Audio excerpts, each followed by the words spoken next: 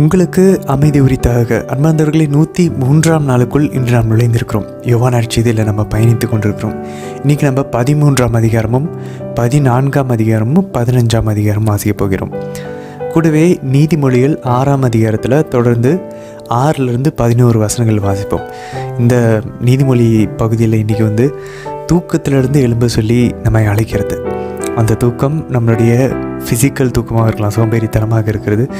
ஆவிக்குரிய ஸ்பிரிச்சுவல் ஸ்லாத்தாகவும் இருக்கலாம், ஆவிக்குரிய சோம்பேறித்தனமாகவும் இருக்கலாம். ஃபிசிக்கலாக சொல்லணுன்னா அலாரம் அடித்தோன்னா காலையில் எந்திரிக்கிறது. ஆவிக்குரிய வகையில் சொல்லணும் அப்படின்னாக்க உடலின் ஆசைகளில் இருந்தும் உலகத்துக்குள்ளேயும் மயங்கி போயிருக்கிற நம்ம விழிப்பாய் இன்றைக்கி நம்ம யோவான் நற்செய்தியின் ஒளியை நம்ம பார்த்து கொண்டிருக்கிறோம். ஒளியின் மக்களாக நடக்க, தூக்கத்தின் மக்களாக இல்லாமல், இருட்டின் மக்களாக இல்லாமல் ஒளியின் மக்களாக நடக்க அழைக்கப்படுகிறோம். சரி, இன்றைக்கி நம்ம ஏற்கனவே மார்ச்சின் புத்தகத்தை ஆரம்பிச்சிட்டோம். மார்ச்சின் பகுதியை 12ஆம் அதிகாரம் வரைக்கும் அது என்னது, அடையாளங்களின் புத்தகம். 13லேருந்து நம்ம பார்க்குறோம். டோட்டலாக அது ஆக்சுவலாக 12லேருந்தே மார்ச்சின் புத்தகம், 12லேருந்து 21 வரைக்கும். ஸோ நேற்று நம்ம என்ன பார்த்தோம், ஆண்டவர் அழகாக எருசலேமுக்குள்ளே நுழைகிறாரு ஆரவாரத்தோட. நம்ம குருத்து ஞாயிறை பாருங்களேன், நம்ம இது ஒரு எதார்ச்சின்னு சொல்ல முடியாது, கடவுளுடைய ஒரு அழகான பராமரிப்பு பாருங்கள். நேற்று நம்ம இந்த குருத்து ஞாயிறை பற்றி வாசித்தோம். மக்கள் எல்லாம் ஓசானா சேவை எங்களை மீட்டர்லும் அப்படின்னு சொல்லி ஆண்டவர் எருசலேமுக்குள்ள ஆரவாரமாக வரவேற்பதை பற்றி நம்ம வாசித்தோம். இன்றைக்கி அதை நம்மளுடைய ஞாயிற்றுக்கிழமை நம்மளுடைய பங்கு கோயில்களில் அதை நம்ம வாழ்ந்தோம். அந்த வழிபாட்டு முறையில் நம்ம பங்கெடுத்தோம். எப்படி கரெக்டாக மேட்ச் ஆகிற மாதிரி ஆண்டவர் கொடுத்துருக்காங்க. அதே போல் நம்ம இறுதி அந்த கடைசி வாரத்துக்குள்ளே நுழையிறோம். நம்ம ஹோலி வீக்குள்ளே நுழையிறோம் 2025. அதே போல் நம்ம இன்றைக்கி ஆண்டவருடைய இறுதி ராவுணவின் போது அவர் பேசின அந்த வார்த்தைகளுக்குள்ளே நம்ம இன்றைக்கி போகிறோம். ஸோ பாருங்கள், எவ்வளோ ஒரு அழகான விஷயம் பாருங்கள். நேற்று லாசரஸை இறந்து அவரை உயிர்த்தலை வச்சது மிகப்பெரிய ஒரு எழுப்புதலை கிரியேட் பண்ணி எருசலேம் ஃபுல்லாக அவரை பற்றி எல்லாருக்கும் தெரிஞ்சு இவரை உடனே கொல்லணும்னு சொல்லி லாசர் உயிர்த்தலை செய்து ஆண்டவருடைய கைது செய்யப்படுவதற்கும் அவரை கொல்லப்படுவதற்கும் வேகமாக சீக்கிரமாக ஆண்டவர் இழுத்து செல்கிறது. ஆண்டவருடைய அந்த நேரம் யோவான் நற்செய்தியில் குறிப்பிடப்படக்கூடிய அந்த நேரத்துக்கு. ஸோ நம்மளுடைய பைபிளினியர் ப்ராஜெக்டும் நம்மளுடைய திரு அவையினுடைய வழிபாட்டு முறையினுடைய அந்த கேலண்டரும் ஒன்றாகவே போகுது பாருங்களேன். சரி, இன்றைக்கி நம்ம 13ஆம் அதிகாரம்லேருந்து 17ஆம் அதிகாரம் வரைக்குமே ஃபுல்லுமே ஆண்டவர் அவருடைய இறுதி ராவுணவின் போது அவர் பேசிய வார்த்தைகள். எனக்கே இது தெரியவே தெரியாது. ஆண்டவர் 5 அதிகாரங்கள் அவருடைய அந்த கடைசி இரவு உணவின் போது அப்போஸ்தலர்கிட்ட அவ்வளோ பேசியிருக்காரு அப்படின்னு சொல்லி. அப்படின்னா அவர் மனசை பாருங்கள் எவ்வளோ இருந்திருக்கும்னு. ஸோ இன்றைக்கி நம்ம பெரிய வியாழனுக்குள்ளே நுழையிறோம். இன்றைய விவிலிய வாசகத்துக்குள்ளே அந்த காட்டி கொடுக்கப்பட்ட அந்த இரவு, அந்த மேல் மாடி அறையில் 12 பேர் கூட மட்டும். நல்லா நம்ம யோசிச்சு பார்ப்போமே. புனித யோவான் நம்ம இந்த நடுவில் மண்டேலேருந்து நடுவில் வரைக்கும் என்ன நடந்துச்சுன்றது நமக்கு தெரியல. அவர் எருசலேமுக்குள்ளே நுழைஞ்சதுக்கப்புறம் நேரடியாக அவர் பெரிய வியாழன் இரவுக்குள்ளே அவர் போயிடுறாரு. ஸோ நம்ம இதுக்குள்ளே போய் கேட்குறதுக்கு முன்னாடி நாங்கள் உங்களை அன்போடு அழைக்கிறது என்னென்னா, ஒரு நிமிஷம் வெளியே ஒரு ஸ்டெப் பின்னாடி கொஞ்சம் நம்ம கற்பனை பண்ணி பார்ப்போமே. ஆண்டவர் இயேசு கடவுள், யாரும் பார்த்தது இல்லாத கடவுள் மனித ரூபத்தில் இந்த உலகத்துக்குள்ளே வந்திருக்காரு. அவருடைய கடைசி நாளில் இருக்கார், கடைசி இறுதி உணவில் இருக்கிறாரு. அந்த 12 பேரோட அந்த மேல் மாடி அறையில் இருக்கிறாரு. ஒருவேளை 2000 வருஷத்துக்கு முன்னாடி நமக்கு போய் அந்த 12 பேத்தில் ஒருத்தராக உட்காந்து ஆண்டவர் சொல்வதை கேட்பதுக்கு நமக்கு ஒரு வாய்ப்பு கிடைச்சா எப்படி இருந்திருக்கும். அதான் ஒரு பக்கத்தில் ஒரு சீட் கிடச்சிருந்துச்சுன்னா, ஒரு இடம், அதுலேயும் புனித யோவானை போல் அவருடைய இதயத்துக்கு பக்கமாக சாய்ந்திருக்க ஒரு வாய்ப்பு கிடைச்சி அவர் நம்ம கூட பர்சனலாக பேசினார்னா தனிப்பட்ட முறையில் எப்படி இருந்திருக்கும். அப்படி ஒரு கற்பனைக்குள்ளே போயிட்டு அந்த ஒரு தியான நிலையில் போயிட்டு இன்றைய வாசகங்களை, நற்செய்தி வாசகங்களை கவனிக்க சொல்லி உங்களை அன்புடன் நாங்கள் அழைக்கிறோம். ஏன்னா இது அவருடைய இதயத்தின் துடிப்பை காதில் கேட்ட புனித யோவான் அவருடைய இதய துடிப்பு என்னன்றதை இந்த நற்செய்தியில் வெளிப்படுத்தியிருக்காரு, அதை பதிவு செஞ்சுருக்காரு. இன்றைக்கி நம்மளுக்கு நம்ம கையில் அது கிடச்சி நம்ம அதை வாசித்து கொண்டிருக்கோம், அதை கேட்டு கொண்டிருக்கிறோம். இன்றைக்கிலேருந்து 17ஆம் அதிகாரம், நாளைக்கு 16, 17 வாசிப்போம், இன்றைக்கி 15 வரைக்கும் தான். ஸோ 17 வரைக்கும் ஒவ்வொரு வார்த்தைகளும் ஆண்டவருடைய இதய துடிப்பு. நம்ம யோசிச்சு பார்ப்போமே, இப்போ நம்ம நாளைக்கு சாக போகிறோன்னு வச்சுக்கோமே, நம்ம பேசுகிற வார்த்தைகள் வேஸ்டானதாக இருக்குமா? முடிஞ்சளவு என்ன சொல்லணும்னு நம்ம விரும்புகிறோமோ நம்ம அன்பார்ந்தவர்கள்கிட்ட அதை தான் நம்ம சொல்லுவோம். ரொம்ப முக்கியமான விஷயங்களை சொல்லுவோம். அங்கே எந்த ஒரு சாதாரண விஷயமோ எதுவுமே இருக்காது, அவ்வளோ முக்கியமான விஷயங்கள். அப்போ ஆண்டவர் எவ்வளோ ஆழமான அவருடைய இதயத்தை வெளிப்படுத்தியிருப்பார். நீங்கள் பார்ப்போம், ஆண்டவருடைய உள்ளம் துயரூட்டுறதெல்லாம் அவர் சொல்லுவார், அவர் வெளிப்படுத்துவார். அவர் அப்படிப்பட்ட ஒரு கடைசி நேரத்திலிருந்து ஆண்டவர் எழுதக்கூடிய வசனங்கள் இது. அதுலேயும் குறிப்பாக பாருங்கள், இன்றைக்கி 13ஆம் அதிகாரம் முதல் 2 வசனங்களே பாருங்கள், ஆண்டவர் தந்தையிடம் போகிறார், ஆனாலும் ஒரு சீடர்களை மிஸ் பண்ணுறாரு. பாருங்களேன், எவ்வளோ பாவமாக இருக்கு பாருங்களேன்.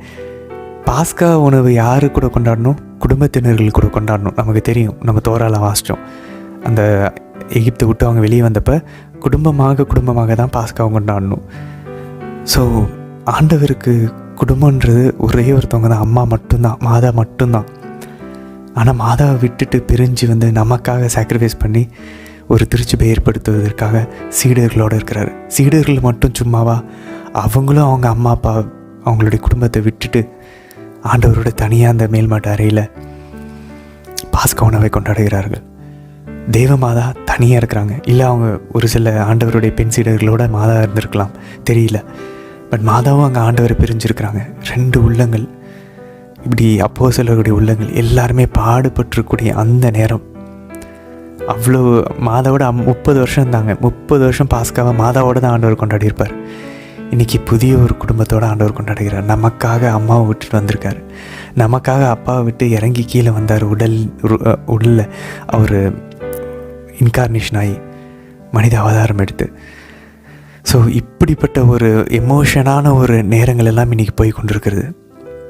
ஸோ அதனால் ஆண்டவருடைய உண்மையான இதயத்தின் தாகம் என்ன? சாகிறதுக்கு முன்னாடி அவர் இதுக்கப்புறம் இறந்ததுக்கப்புறம் உயிர் தெழுவார்.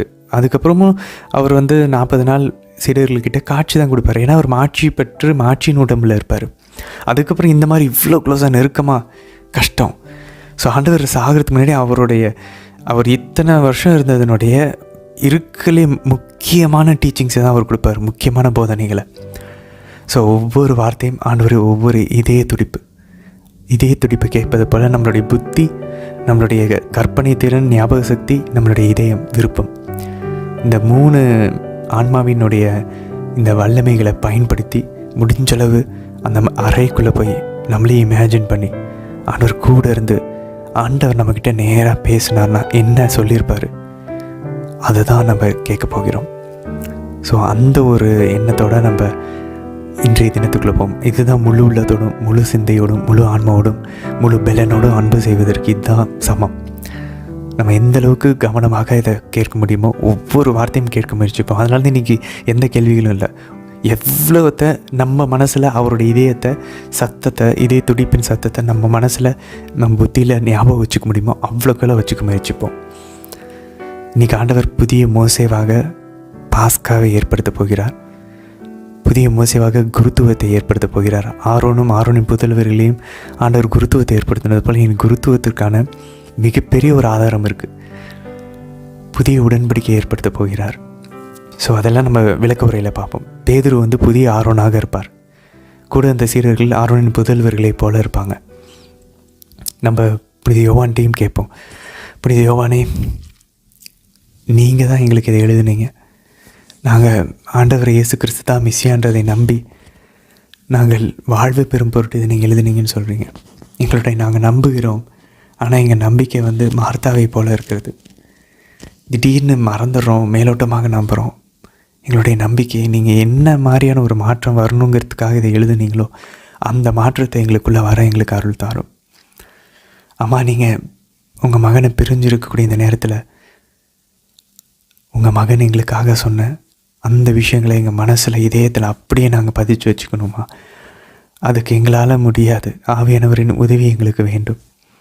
எங்களுக்காக பரிந்து பேசுங்கம்மா. தந்தை, மகன், தூய் ஆவியாரின் பெயராலே ஆமீன். தந்தையாம் இறைவனை அழைத்து ஜெபிப்போம். அருள் நிறைந்த அன்னை மரியே வாழ்க. ஆண்டவர் உம்முடனே, பெண்களுக்குள் ஆசை பெற்றவர் நீரே அம்மா. உம்முடைய திருவயிற்றின் கனியாகி இயேசு கிறிஸ்துவும் ஆசை பெற்றவரே. புனித அன்னை மரியே, இறைவனின் தாயே, பாவிகளாய் இருக்கிற எங்களுக்காக இப்பொழுதும் எங்கள் இறப்பின் வேலையிலும் வேண்டிக் கொள்ளும் அம்மா. ஆமீன். சுதனாகிய ஆண்டவர் இயேசுவை அழைத்து ஜெபிப்போம். அருள் நிறைந்த அன்னை மரியே வாழ்க. ஆண்டவர் உம்முடனே, பெண்களுக்குள்ள ஆசை பெற்றவர் நீரே அம்மா. உம்முடைய திருவயிற்றின் கனியாகி இயேசு கிறிஸ்துவும் ஆசை பெற்றவரே. புனித அன்னை மரியே, இறைவனின் தாயே, பாவிகளாய் இருக்கிற எங்களுக்காக இப்பொழுதும் நீங்கள் இறப்பின் வேலையிலும் வேண்டிக் கொள்ளும் அம்மா. ஆமீன். தூய ஆவியானவரை அழைத்து ஜெபிப்போம். அருள் நிறைந்த அன்னை மரியே வாழ்க. ஆண்டவர் உம்முடனே, பெண்களுக்குள்ள ஆசை பெற்றவர் நீரே. உம்முடைய திருவயிற்றின் கனியாகி இயேசு கிறிஸ்துவும் ஆசை பெற்றவரே. புனித அன்னை மரியே, இறைவனின் தாயே, பாவிகளாய் இருக்கிற எங்களுக்காக இப்பொழுதும் எங்கள் இறப்பின் வேலையிலும் வேண்டிக் கொள்ளும் அம்மா. ஆமேன். யோவான் நற்செய்தி அதிகாரம் 13. பாஸ்கா விழா தொடங்கவிருந்தது. தாம் இவ்வுலகத்தை விட்டு தந்தையிடம் செல்வதற்கான நேரம் வந்துவிட்டது என்பதை இயேசு அறிந்திருந்தார். உலகில் வாழ்ந்த தமக்குரியோர் மேல் அன்பு கொண்டிருந்த அவர் அவர்கள் மேல் இறுதி வரையும் அன்பு செலுத்தினார். இயேசுவை காட்டிக் கொடுக்கும் எண்ணத்தை அலகை சீமோனின் மகனாகிய யூதாசு இஸ்காரியோத்தின் உள்ளத்தில் எழச் செய்திருந்தது. இரவுணவு வேளையில் தந்தை அனைத்தையும் தம் கையில் ஒப்படைத்துள்ளார் என்பதையும், தாம் கடவுளிடமிருந்து வந்தது போல் அவரிடமே திரும்பிச் செல்ல வேண்டும் என்பதையும் அறிந்தவராய் இயேசு பந்தியிலிருந்து எழுந்து தம் மேலுடையை கழற்றி வைத்துவிட்டு ஒரு துண்டை எடுத்து இடுப்பில் கட்டிக்கொண்டார். பின்னர் ஒரு குவளையில் தண்ணீர் எடுத்து சீடர்களுடைய காலடிகளை கழுவி இடுப்பில் கட்டியிருந்த துண்டால் துடைக்க தொடங்கினார். சீமோன் பேதுருவிடம் இயேசு வந்தபோது அவர், ஆண்டவரே, நீரா என் காலடிகளை கழுவப் போகிறீர் என்று கேட்டார். இயேசு மறுமொழியாக, நான் செய்வது என்னதென்று இப்போது உனக்கு புரியாது, பின்னரே புரிந்து கொள்வாய் என்றார். பேதுரு அவரிடம், நீர் என் காலடிகளை கழுவ விடவே மாட்டேன் என்றார். இயேசு அவரை பார்த்து, நான் உன் காலடிகளை கழுவாவிட்டால் என்னோடு உனக்கு பங்கு இல்லை என்றார். அப்போது சீமோன் பேதுரு, அப்படியானால் ஆண்டவரே, என் காலடிகளை மட்டும் அல்ல, என் கைகளையும் தலையையும் கூட கழுவும் என்றார். இயேசு அவரிடம், குளித்து விட்டவர் தம் காலடிகளை மட்டும் கழுவினால் போதும், அவர் தூய்மையாக்கி விடுவார். நீங்களும் தூய்மையாயிருக்கிறீர்கள், ஆனாலும் அனைவரும் தூய்மையாயில்லை என்றார். தம்மை காட்டிக் கொடுப்பவன் எவன் என்று அவருக்கு ஏற்கனவே தெரிந்திருந்தது. எனவேதான் உங்களுள் அனைவரும் தூய்மையாயில்லை என்றார். அவர்களுடைய காலடிகளை கழுவிய பின் இயேசு தம் மேலுடையை அணிந்து கொண்டு மீண்டும் பந்தியில் அமர்ந்து அவர்களிடம் கூறியது, நான் உங்களுக்கு செய்தது என்னவென்று உங்களுக்கு புரிந்ததா? நீங்கள் என்னை போதகர் என்றும் ஆண்டவர் என்றும் அழைக்கிறீர்கள். நீங்கள் அவ்வாறு கூப்பிடுவது முறையே. நான் போதகர்தான், ஆண்டவர்தான். ஆகவே ஆண்டவரும் போதகருமான நான் உங்கள் காலடிகளை கழுவினேன் என்றால், நீங்களும் ஒருவர் மற்றவருடைய காலடிகளை கழுவ கடமைப்பட்டிருக்கிறீர்கள். நான் செய்தது போல நீங்களும் செய்யுமாறு நான் உங்களுக்கு முன்மாதிரி காட்டினேன். பணியாளர் தலைவரை விட பெரியவர் அல்ல, தூது அனுப்பப்பட்டவரும் அவரை அனுப்பியவரை விட பெரியவர் அல்ல என உறுதியாக உங்களுக்கு சொல்கிறேன். இவற்றை நீங்கள் அறிந்து அதன்படி நடப்பீர்கள் என்றால் நீங்கள் பேறு பெற்றவர்கள். உங்கள் அனைவரையும் பற்றி நான் பேசவில்லை. நான் தேர்ந்து கொண்டவர்கள் யார் என எனக்கு தெரியும். எனினும் என்னோடு உண்பவனே என்மேல் பாய்ந்தான் என்னும் மறைநூல் வாக்கு நிறைவேறியாக வேண்டும்.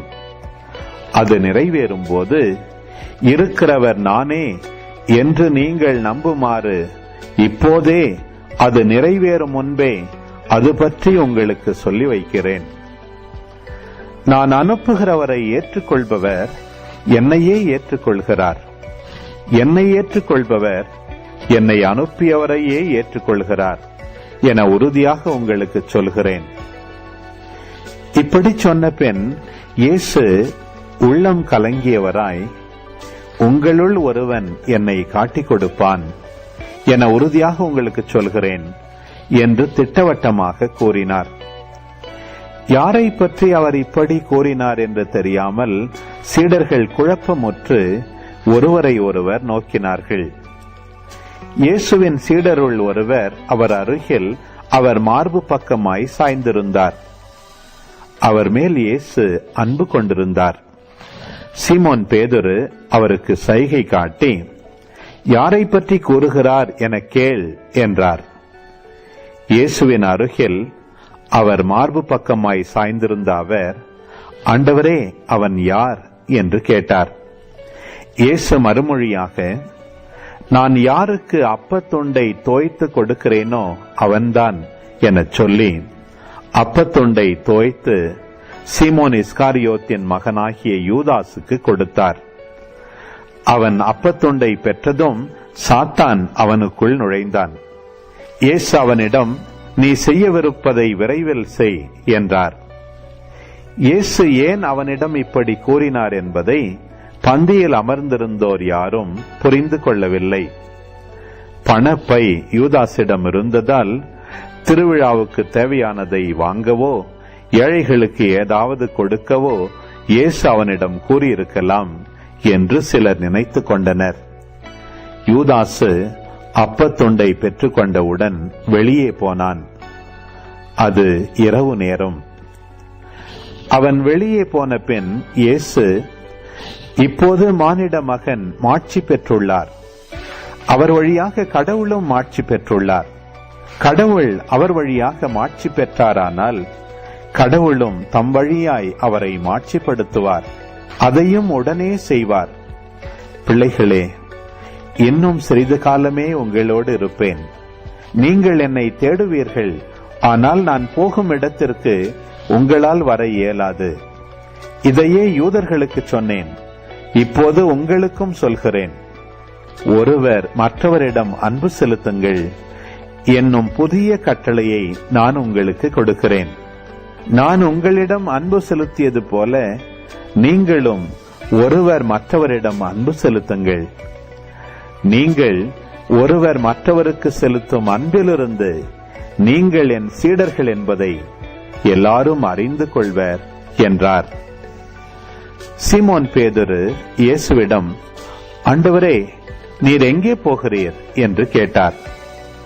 இயேசு மறுமொழியாக, நான் போகும் இடத்திற்கு என்னை பின்தொடர்ந்து வர இப்போது உன்னால் இயலாது. பின்னரே என்னை பின்தொடர்வாய் என்றார். பேதுரு அவரிடம், ஆண்டவரே, ஏன் இப்போது நான் உம்மை பின்தொடர இயலாது? உமக்காக என் உயிரையும் கொடுப்பேன் என்றார். இயேசு அவரை பார்த்து, எனக்காக உயிரையும் கொடுப்பாயோ? நீ மும்முறை என்னை மறுதலிக்கும் முன் சேவல் கூவாது என உறுதியாக உனக்கு சொல்கிறேன். யோவான் நற்செய்தி அதிகாரம் 14. மீண்டும் இயேசு, நீங்கள் உள்ளம் கலங்க வேண்டாம். கடவுளிடம் நம்பிக்கை கொள்ளுங்கள், என்னிடமும் நம்பிக்கை கொள்ளுங்கள். என் தந்தை வாழும் இடத்தில் உறைவிடங்கள் பல உள்ளன. அப்படியில்லை எனில் உங்களுக்கு இடம் ஏற்பாடு செய்ய போகிறேன் என்று சொல்லி இருப்பேனா? நான் போய் உங்களுக்கு இடம் ஏற்பாடு செய்த பின் திரும்பி வந்து உங்களை என்னிடம் அழைத்துக் கொள்வேன். அப்போது நான் இருக்கும் இடத்திலேயே நீங்களும் இருப்பீர்கள்.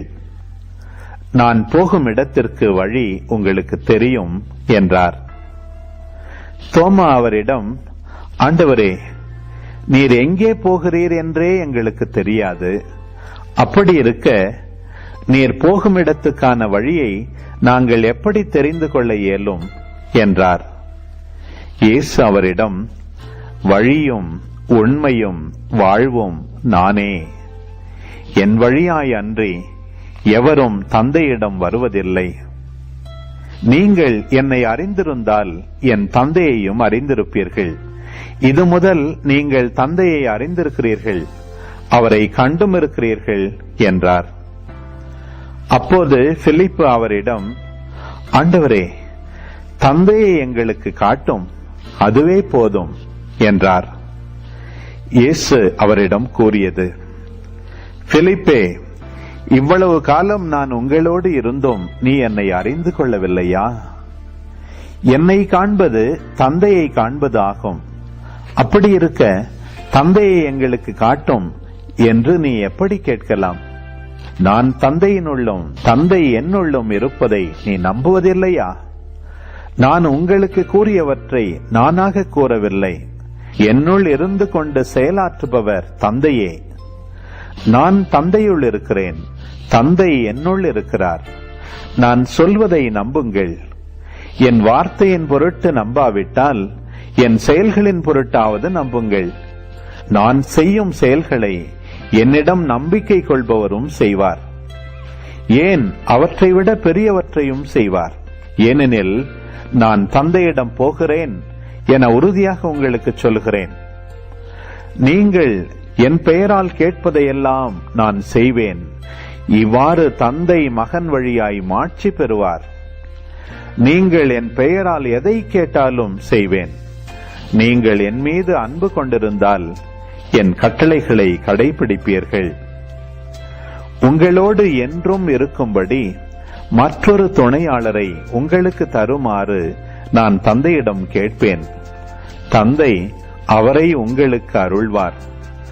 அவரே உண்மையை வெளிப்படுத்தும் தூய ஆவியார். உலகம் அவரை ஏற்றுக்கொள்ள இயலாது, ஏனெனில் அது அவரை காண்பதும் இல்லை, அறிவதும் இல்லை. நீங்கள் அவரை அறிந்திருக்கிறீர்கள், ஏனெனில் அவர் உங்களோடு தங்கியிருக்கிறார், உங்களுக்குள்ளும் இருக்கிறார். நான் உங்களை திக்கற்றவர்களாக விடமாட்டேன். உங்களிடம் திரும்பி வருவேன். இன்னும் சிறிது காலத்தில் உலகம் என்னை காணாது, ஆனால் நீங்கள் என்னை காண்பீர்கள். ஏனெனில் நான் வாழ்கிறேன், நீங்களும் வாழ்வீர்கள். நான் தந்தையுள்ளும் நீங்கள் என்னுள்ளும் நான் உங்களுள்ளும் இருப்பதை அந்நாளில் நீங்கள் அறிந்து கொள்வீர்கள். என் கட்டளைகளை ஏற்று கடைபிடிப்பவர் என் மீது அன்பு கொண்டுள்ளார். என் மீது அன்பு கொள்பவர் மீது தந்தையும் அன்பு கொள்வார். நானும் அவர் மீது அன்பு கொண்டு அவருக்கு என்னை வெளிப்படுத்துவேன். யூதா, இஸ்காரியோத்து யூதாசு அல்ல, மற்றவர் அவரிடம், ஆண்டவரே, நீர் உம்மை உலகிற்கு வெளிப்படுத்தாமல் எங்களுக்கு வெளிப்படுத்தப் போவதாக சொல்கிறீரே, ஏன் என்று கேட்டார். அதற்கு இயேசு பின்வருமாறு கூறினார். என் மீது அன்பு கொண்டுள்ளவர் நான் சொல்வதை கடைபிடிப்பார். என் தந்தையும் அவர் மீது அன்பு கொள்வார்.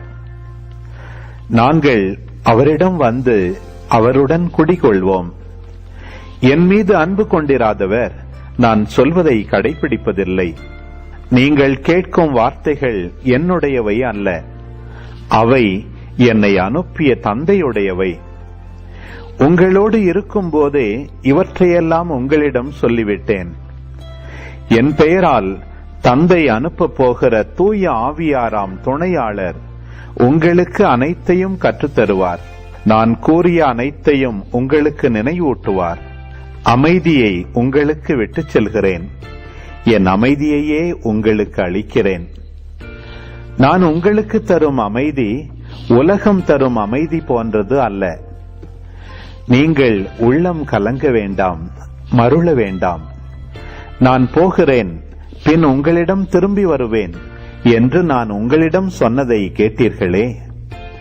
நீங்கள் என் மீது அன்பு கொண்டிருந்தால் நான் தந்தையிடம் செல்வது பற்றி மகிழ்ச்சி அடைவீர்கள்.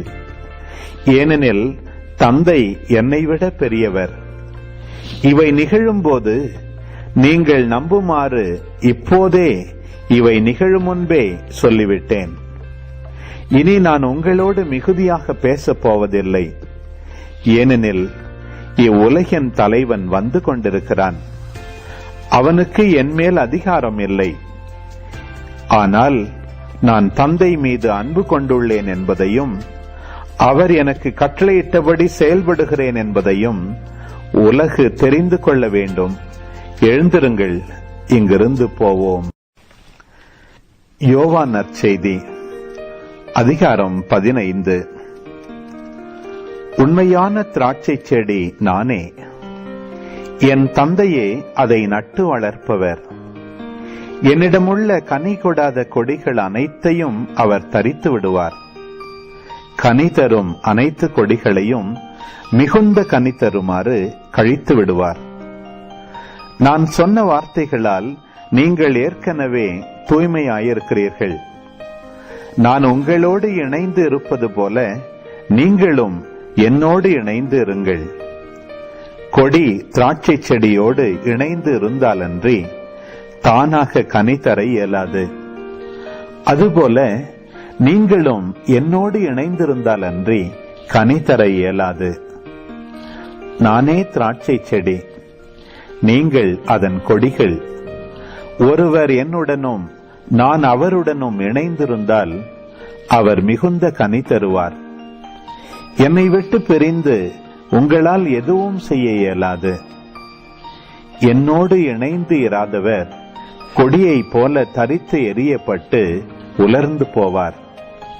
அக்கொடிகள் கூட்டி சேர்க்கப்பட்டு நெருப்பிலிட்டு எரிக்கப்படும். நீங்கள் என்னுள்ளும் என் வார்த்தைகள் உங்களுள்ளும் நிலைத்திருந்தால் நீங்கள் விரும்பி கேட்பதெல்லாம் நடக்கும். நீங்கள் மிகுந்த கனி தந்து என் சீடராயிருப்பதே என் தந்தைக்கு மாட்சி அளிக்கிறது. என் தந்தை என் மீது அன்பு கொண்டுள்ளது போல நானும் உங்கள் மீது அன்பு கொண்டுள்ளேன். என் அன்பில் நிலைத்திருங்கள். நான் என் தந்தையின் கட்டளைகளை கடைபிடித்து அவரது அன்பில் நிலைத்திருப்பது போல நீங்களும் என் கட்டளைகளை கடைபிடித்தால் என் அன்பில் நிலைத்திருப்பீர்கள். என் மகிழ்ச்சி உங்களுள் இருக்கவும் உங்கள் மகிழ்ச்சி நிறைவு பெறவுமே இவற்றை உங்களிடம் சொன்னேன். நான் உங்களிடம் அன்பு கொண்டிருப்பது போல நீங்களும் ஒருவர் மற்றவரிடம் அன்பு கொண்டிருக்க வேண்டும் என்பதே என் கட்டளை. தம் நண்பர்களுக்காக உயிரை கொடுப்பதை விட சிறந்த அன்பு யாரிடமும் இல்லை. நான் கட்டளையிடுவதையெல்லாம் நீங்கள் செய்தால் நீங்கள் என் நண்பர்களாயிருப்பீர்கள். இனி நான் உங்களை பணியாளர் என்று சொல்ல மாட்டேன், ஏனெனில் தம் தலைவர் செய்வது என்னது என்று பணியாளருக்கு தெரியாது. உங்களை நான் நண்பர்கள் என்றேன், ஏனெனில் என் தந்தையிடமிருந்து நான் கேட்டவை அனைத்தையும் உங்களுக்கு அறிவித்தேன். நீங்கள் என்னை தேர்ந்து கொள்ளவில்லை, நான் தான் உங்களை தேர்ந்து கொண்டேன். நீங்கள் கனி தரவும் நீங்கள் தரும் கனி நிலைத்திருக்கவும் உங்களை ஏற்படுத்தினேன். ஆகவே நீங்கள் என் பெயரால் தந்தையிடம் கேட்பதையெல்லாம் அவர் உங்களுக்கு கொடுப்பார். நீங்கள் ஒருவர் மற்றவரிடம் அன்பு கொள்ள வேண்டும் என்பதே என் கட்டளை. உலகு உங்களை வெறுக்கிறதென்றால் அது உங்களை வெறுக்கும் முன்னே என்னை வெறுத்தது என்பதை தெரிந்து கொள்ளுங்கள். நீங்கள் உலகை சார்ந்தவர்களாக இருந்திருந்தால் தனக்கு சொந்தமானவர்கள் என்னும் முறையில் உலகு உங்களிடம் அன்பு செலுத்தி இருக்கும். நான் உங்களை உலகிலிருந்து தேர்ந்தெடுத்து விட்டேன். நீங்கள் உலகை சார்ந்தவர்கள் அல்ல, எனவே உலகு உங்களை வெறுக்கிறது. பணியாளர் தலைவரை விட பெரியவர் அல்ல என்று நான் உங்களுக்கு கூறியதை நினைவில் வைத்துக் கொள்ளுங்கள். என்னை அவர்கள் துன்புறுத்தினார்கள் என்றால் உங்களையும் துன்புறுத்துவார்கள். என் வார்த்தையை கடைபிடித்திருந்தால் தானே உங்கள் வார்த்தையையும் கடைபிடிப்பார்கள். என் பெயரின் பொருட்டு உங்களை இப்படியெல்லாம் நடத்துவார்கள். ஏனெனில் என்னை அனுப்பியவரை அவர்கள் அறிந்து கொள்ளவில்லை. நான் வந்து அவர்களிடம் பேசியிராவிட்டால் அவர்களுக்கு பாவம் இராது. ஆனால் இப்போது அவர்கள் தங்கள் பாவத்துக்கு சாக்கு போக்கு சொல்ல வழியில்லை. என்னை வெறுப்போர் என் தந்தையையும் வெறுக்கின்றனர். வேறு யாரும் செய்திராத செயல்களை நான் அவர்களிடையே செய்யவில்லை என்றால் அவர்களுக்கு பாவம் இராது. ஆனால் இப்போது அவர்கள் என்னையும் என் தந்தையையும் கண்டும் வெறுத்தார்கள். காரணமின்றி என்னை வெறுத்தார்கள் என்று அவர்களுடைய திருச்சட்டத்தில் எழுதியுள்ளது இவ்வாறு நிறைவேறிற்று. தந்தையிடமிருந்து நான் உங்களுக்கு அனுப்பப் போகிற துணையாளர் வருவார். அவரே தந்தையிடமிருந்து வந்து உண்மையை வெளிப்படுத்தும் தூய ஆவியார். அவர் வரும்போது என்னை பற்றி சான்று பகர்வார். நீங்களும் சான்று பகர்வீர்கள். ஏனெனில் நீங்கள் தொடக்க முதல் என்னோடு இருந்து சோம்பேறிகளே, எறும்பை பாருங்கள், அதன் செயல்களை கவனித்து ஞானமுள்ளவராகுங்கள். அதற்கு தலைவனும் இல்லை, கண்காணியும் இல்லை, அதிகாரியும் இல்லை. எனினும் அது கோடையில் உணவை சேர்த்து வைக்கும், அறுவடை காலத்தில் தானியத்தை சேகரிக்கும். சோம்பேறிகளே, எவ்வளவு நேரம் படுத்திருப்பீர்கள்? தூக்கத்திலிருந்து எப்போது எழுந்திருப்பீர்கள்? இன்னும் சிறிது நேரம் தூங்குங்கள், இன்னும் சிறிது நேரம் உறங்குங்கள். கையை முடக்கிக் கொண்டு இன்னும் சிறிது நேரம் படுத்திருங்கள். வறுமை உங்கள் மீது வழிப்பறி கள்வரை போல் பாயும். ஏழ்மை நிலை உங்களை போர் வீரரை போல் தாக்கும். ஆமீன். ஆண்டவரே, இந்த நாளுக்கான இந்த இறைவார்த்தை பகுதிகளுக்காக நன்றி செலுத்துகிறோம் அப்பா. ஆண்டவரே, உம்மை அன்பு செய்வது, உம் கட்டளைகளை கடைபிடிப்பதுன்னு எங்களுக்கு இப்போ தெளிவாக தெரிஞ்சிருச்சு. ஆண்டவரே, நீங்கள் எங்களை எவ்வளோ அன்பு செஞ்சீங்களோ அதே போல் உங்களையும் அன்பு செய்கிறோம். ஆண்டவரே, அதுதான் எங்களுடைய ஆசை. அதுக்காக நாங்கள் உங்களுடைய கட்டளைகளை கடைபிடிக்க விரும்புகிறோம். நாங்களும் உங்களுக்குள்ளேயும் நீங்கள் எங்களுக்குள்ளேயும், நம்ம இருவரும் தந்தைக்குள்ளேயும் ஆவியானவரோடும் தெய்வ மாதாவோடும் இணைந்து ஒரு ஒன்றிப்பின் வாழ்வை வாழ நாங்கள் ஆசைப்படுறோம் அப்பா. ஆசைப்படுறோம், அவ்வளவுதான். ஆனால் அது எப்படி போகணுன்னெலாம் எங்களுக்கு தெரியல. ஆனால் நீங்கள் தான் வழி, நீங்கள் தான் சத்தியம், நீங்கள் தான் உண்மை, நீங்கள் தான் வாழ்வு. உங்களை நம்பி இருக்கிறோம் அப்பா. அம்மா, உங்களுடைய வியாகுல இதயத்துக்குள்ள எங்களுடைய ஆன்மாவை ஒப்படைக்கிறோம்மா. எங்களுடைய அன்பார்ந்தவர்களின் ஆன்மாக்களை ஒப்படைக்கிறோம். உங்களுடைய வியாகுலமும் ஆண்டவருடைய வியாகுலமும் வீணாக போக கொடுக்கக்கூடாது. ஆண்டவர் தேர்ந்து கொண்ட எல்லா ஆன்மாக்களையும் காப்பாற்றக்கூடிய வரத்தை தந்துடலாம் அம்மா. தந்தை, மகன், தூய ஆவியாரின் பெயராலே ஆமேன். அன்பார்ந்தவர்களே, இன்றைய தினத்திற்கான விளக்க நம்ம போகலாம். முதல்ல யோவான் 13ஆம் அதிகாரத்திலிருந்து ஆரம்பிப்போம். ஆண்டவர் பாருங்கள், தந்தையிடம் போகிறார்.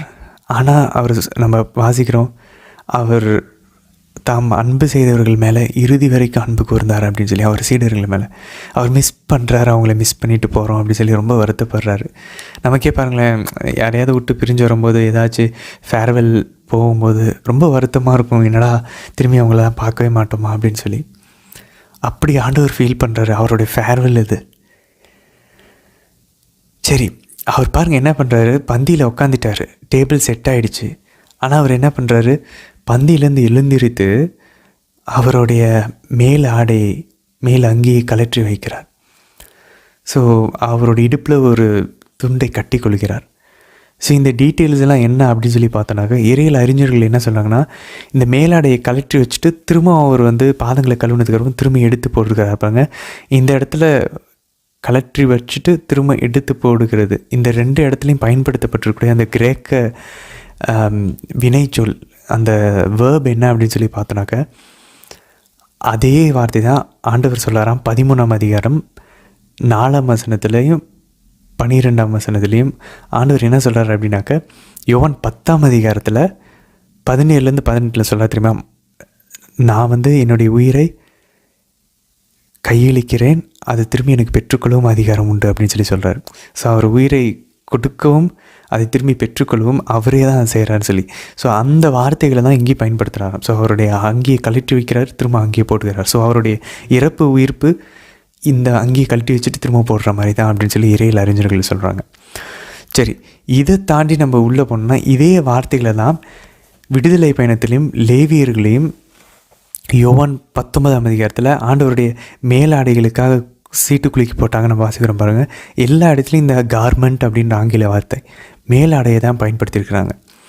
ஸோ இந்த கார்மெண்ட் தான் பின்னாடி பேதுருவையும் புனித யோவானையும் அப்போஸ்தலர் பணி 16ஆம் அதிகாரம் 22ஆம் வசனத்தில் அந்த இவர்களுடைய மேலாடைகளை கழட்டிட்டு இவங்களையும் அடிக்கிறாங்க. ஸோ இங்கே ஆண்டவர் எப்படி மேலாடையை கழட்டிட்டு அந்த தாழ்ச்சின்னு ஒரு அடிமையின் ரூபத்தை எடுத்து செய்தாரோ, அதே போல் அங்கே பேதுரு யோவானுடைய மேலாடைகளை கழட்டி அவர்கள் தாழ்ச்சியாக ஆண்டவருடைய திட்டத்தின்படி அவங்க செயல்படுறாங்க. ஸோ ஆண்டவர் இங்கே பார்த்தாங்கல்ல, இந்த ஒரு எக்ஸாம்பிளில் முன்மாதிரியை ஆண்டவருக்கு அப்புறம் அவங்க வாழ்வில் அதை கடைபிடிக்கிறாங்க. சரி, ஸ்டெப்பாக போவோம். 13ஆம் அதிகாரத்தில் 5வது வசனத்தில் ஆண்டவர் தண்ணீர் எடுத்து ஒரு குவளையில் ஊற்றுக்கிறான்னு சொல்லி, அது ஒரு வெண்கல ஒரு பேசின்றப்போ ஒரு குவளைன்னு சொல்கிறாங்க, ஒரு பாத்திரத்தை போல். இது எங்கே இருக்குது அப்படின்னாக்கா, நேரடியாக விடுதலை பயணம் 30ஆம் அதிகாரம் 18லேருந்து 21 வசனங்கள் வாசிச்சோன்னா ஆண்டவர் மோசேவை பார்த்து கூறுகிறார். இப்போ இங்கே ஆண்டவர் இயேசு புதிய மோசேவாக செயல்படுகிறார். பழைய ஏற்பாட்டில் ஆண்டவர் யாவே இறைவன் மோசேவை பார்த்து கூறுகிறார், கழுவுவதற்காக ஒரு வெண்கல நீர் தொட்டியை அதற்கான வெண்கல ஆதாரத்தோடு செய், சந்திப்பு கூடாரத்திற்கும் பலிப்பீடத்திற்கும் இடையில் அதனை வைத்து அதில் தண்ணீரை ஊற்றுவாய். இங்கே ஆண்டவர் அந்த ஒரு இதை ஸ்டார்ட் பண்ணுறாரு. பலிப்பீடத்துக்குள்ளே போகிறதுக்கு முன்னாடி கை கால்களை கழுவ வேண்டும். அதனால தான் ஒரு பந்தியிலேருந்து எழும்புறாரு, டேபிள்லேருந்து எழும்புறாரு. இனி அந்த டேபிள், இதுக்கு முன்னாடி வரைக்கும் அது சாதாரண டேபிள், இப்போ ஆண்டவர் கழுவிட்டு உள்ளே அங்கே போகும்போது அது பீடம்.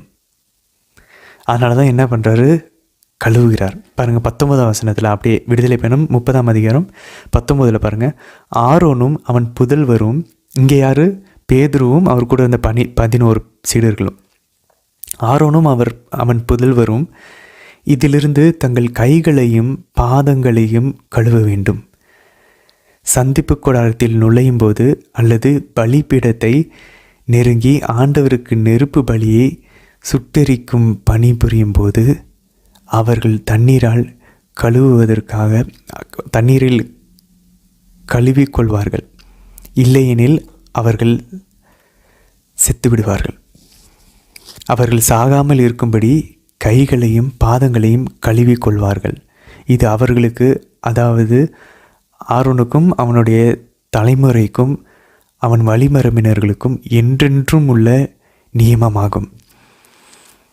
இதை தான் குருக்கள் திருப்பலி நிறைவேற்றும் போது கைகளை கழுவுறாங்க. காணிக்கை அந்த பாடல் போயிட்டு இருக்கும்போது அந்த கைகளை கழுவுறாங்க. ஸோ இவங்க பலி செலுத்துவதற்கு முன்பாக கைகளை கழுவுவது அவங்களுடைய ஆன்மாவை, மனசாட்சியை கழுவுவதனுடைய ஒரு அடையாளமாக அங்கே செய்கிறாங்க. ஸோ ஆண்டவர் ஒரு சில விஷயங்களை என்றென்றும் இருக்கும்படின்னு சொல்கிறாரு அப்படின்னாக்கா, அது உண்மையிலேயே அது பழைய ஏற்பாடாக பழைய உடன்படிக்கையாக இருந்தாலும் அதனுடைய ஒரு வேறுபாடோடு அது நிலையாக நிற்கும். உதாரணத்துக்கு, ஆண்டவர் இயேசுனுடைய பிறப்பை தேவ மாதா கிட்ட அறிவிக்கும் போது கபிரியேல் வானத்திலிருந்து சொல்கிறார், அவர் தந்தை தாவீதின் அரியணையை அவருக்கு தருவார், அவருடைய ஆட்சிக்கு என்றுமே முடிவு இருக்காது. இதே வார்த்தையில் தான் தாவீது கிட்ட யாவே இறைவன், தந்தையாம் இறைவன் கரெக்டாக சொல்லுவார். ஸோ என்றென்றும் உன்னுடைய மகன், உன்னோட வழிமரபு ஒருத்தன் உன்னுடைய அரியணையில் அமர்ந்து ஆட்சி செய்வான்னு சொல்லி வாக்கு கொடுப்பார், உடன்படிக்கையை ஏற்படுத்துவார். அந்த உடன்படிக்கை பாருங்கள் புதிய ஏற்பாட்டின் தொடர். ஸோ ஆண்டவர் ஒரு விஷயத்தை ஃபார் எவர், இது என்றென்றும் உள்ள ஒரு நியமம் இல்லை ஒரு உடன்படிக்கைன்னு சொல்கிறாருன்னா அது கண்டினியூ ஆகிட்டே இருக்கும்.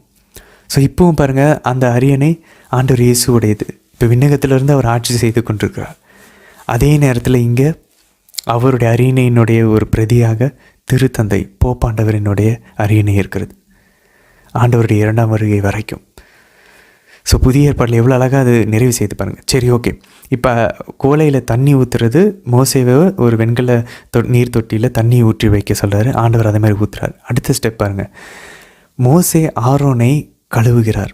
விடுதலை பயணம் 29ஆம் அதிகாரம் 1-4 பாருங்கள், எனக்கு குருத்துவ பணிபுரிய நீ அவர்களை திருநிலைப்படுத்துவதற்காக அவர்களுக்கு இவ்வாறு செய்.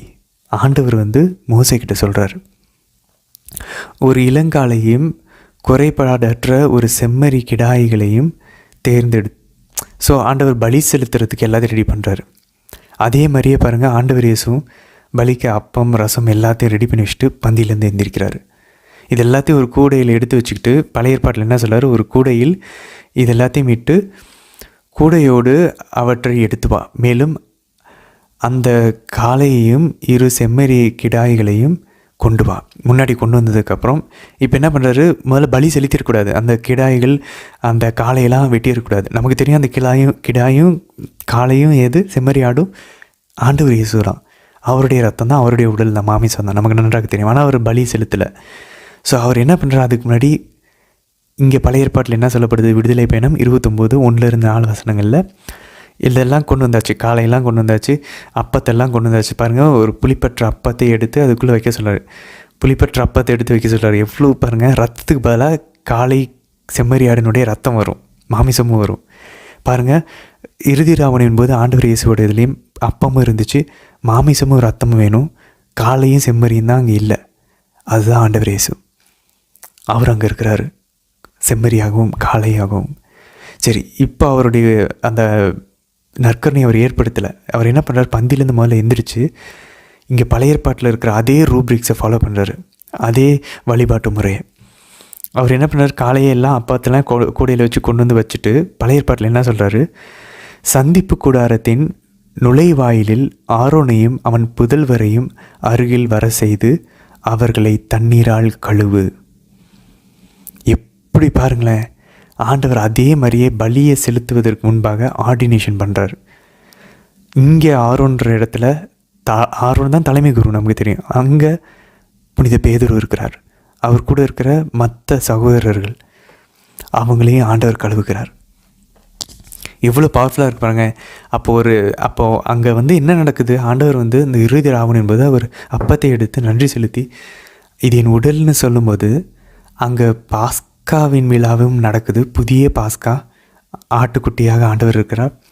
அதே நேரத்தில் அது அன்றாட தினமும் செலுத்த வேண்டிய பலிகள், ஓய்வு நாளில் செலுத்த வேண்டிய பலிகள், வாரம் செலுத்த வேண்டிய பலிகள், அதுக்கப்புறம் பாவக்கழுவாய், டே ஆஃப் அட்டோன்மெண்ட், யாம் கிப்புரிம், அந்த பாவக்கழுவாய்க்கு செலுத்த வேண்டிய அந்த காளையின் பலிகள், இது எல்லாமே அந்த திருநிலைப்படுத்துறதுக்கும் பலி செலுத்தணும் ஆண்டவர் சொல்கிறார். அந்த பலியும் அங்கே நடக்குது.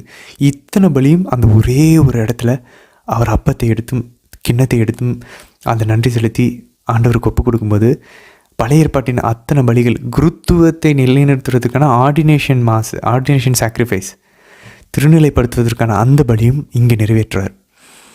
அதுக்கப்புறம் பாருங்கள், பின்னர் சந்திப்பு கூடாரத்தின் முன் காளையை கொண்டு வருவாய், ஆரோனும் அவன் புதல்வர்களும் தங்கள் கைகளை அது மேலே வைத்துவிட்டு அக்காளைகளை சந்திப்பு கூடார வாயிலில் ஆண்டவர் திருமுன் அடிப்பாய். ஸோ இவங்களை கழுவுனதுக்கு அப்புறம் தான் பின்னர் சந்திப்பு கூடாரத்தின் முன், இதே ரூப்ரிக்ஸ், இதே வார்த்தைகளை தான் மற்ற நற்செய்தியாளர், ஏன்னா யோவான் நற்செய்தியாளர் இறுதி ராவணவை அவர் பதிவு செய்யலை, ஏன்னா அது ஏற்கனவே மற்ற நற்செய்தியில் இருக்குது. அதனால் புனித யோவானுக்கு தெளிவாக தெரியும் எதெல்லாம் அவங்க விட்டுருக்காங்களோ அதை கரெக்டாக இவர் எடுத்து கூறியிருக்கிறார். ஸோ அவங்க அங்கே பதிவு செய்கிறாங்க. பின்னர் அவர் அப்பத்தை எடுத்து, பின்னர் கிண்ணத்தை எடுத்து, அதே வார்த்தைகள் இங்கே காளையின் ரத்தத்தை எடுத்து நம்ம இங்கே வாசிப்போம் 11ஆம் வசனத்தில். இதே ஆரோனையும் அவர் புதல்வர்களையும் மோசே கழுவுகிறார்.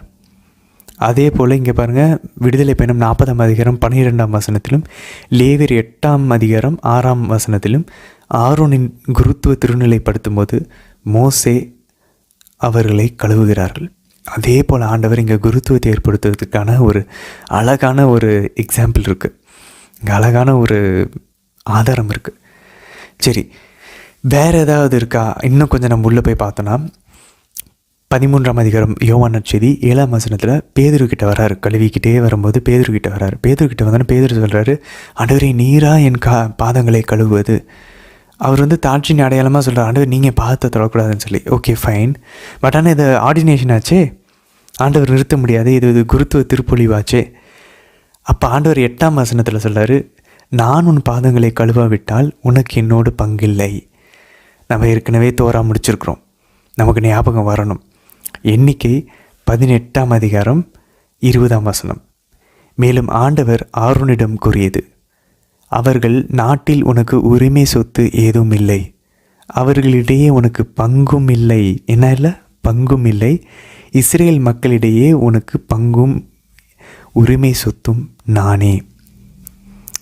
பாருங்களேன், யாரை பார்த்து சொல்கிறார் ஆண்டவர்? இன்றைக்கி எண்ணிக்கை 18ஆம் அதிகாரம் 20ஆம் வசனத்தில் லேவியர் குலத்தை பார்த்து தந்தையாம் இறைவன் சொல்கிறாரு, உனக்கு இஸ்ரேல் மக்களிடையே உனக்கு எந்த நிலம் பலமும் எந்த உரிமை சொத்தும் கிடையாது, உனக்கு எந்த பங்கும் இல்லை. உன்னுடைய பங்கும் உன்னுடைய உரிமை சொத்தும் நான். நீ எனக்கு தான் பணிபுரியணும், அதனால் உனக்கு எந்த நிலம் பலங்களும் கிடையாதுன்றார். இப்போ நமக்கு புரியுதா? ஆண்டவர் இதை தான் சொல்லுகிறார். பேதுருவை பார்த்து, ஆண்டவரே நீங்கள் பாதை கழுவக்கூடாது அப்படின்னா அப்போ உனக்கு என்னோட பங்கு இல்லை. கடவுளோட யாருக்கு பங்கு உண்டு? லேவியர் குலத்திற்கு தான் பங்கு உண்டு. அப்படின்னா இங்கே என்ன ஒரு குருத்துவத்தை ஆண்டவர் ஏற்படுத்தி கொண்டிருக்கிறார். எவ்வளோ அடுத்த வாஷ் பண்ணது கழுவுனதே ஒரு அழகான ஒரு எவிடன்ஸ். அதுக்கு முன்னாடி ஆண்டவர் அவருடைய மேலாடை, அவருடைய ப்ரீஸ்ட்லி கார்மெண்ட், ஆரோனுக்கு இந்த கார்மெண்ட்டுக்குன்னு பயன்படுத்துகிற அந்த வார்த்தை பாருங்கள், அதே வார்த்தைகளை தான் ஆண்டவர் பழைய ஏற்பாட்டிலையும் இதே இணையான எபிரேய வார்த்தை தான் அங்கே பயன்படுத்துகிறாங்க. ஸோ அது ஒரு ப்ரீஸ்ட்லி கார்மெண்ட். அவருடைய குருத்துவத்தின் மேலாடையை கழற்றி வச்சுட்டு இந்த வேலையை செஞ்சு கழுவிட்டு திரும்ப அந்த குருத்துவத்தின் மேலாடையை போட்டுட்டு பலி செலுத்த ஆண்டவர் போய் உட்கார்றாரு.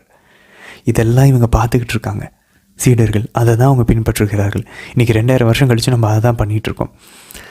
ஸோ ஆண்டவர் இங்கே அடுத்து அதே போல் தான் இணை சட்டம் 10ஆம் அதிகாரம் 9ஆம் வசனத்தில் பாருங்கள், எனவே தான் லேவியர்களுக்கு தம் சகோதரர்களுடன் பங்கு இல்லை, உரிமை சொத்தும் இல்லை. உங்கள் கடவுளாகிய ஆண்டவரே அவர்களுக்கு சொல்லி இருப்பது போல ஆண்டவரே அவர்களது உரிமை சொத்து.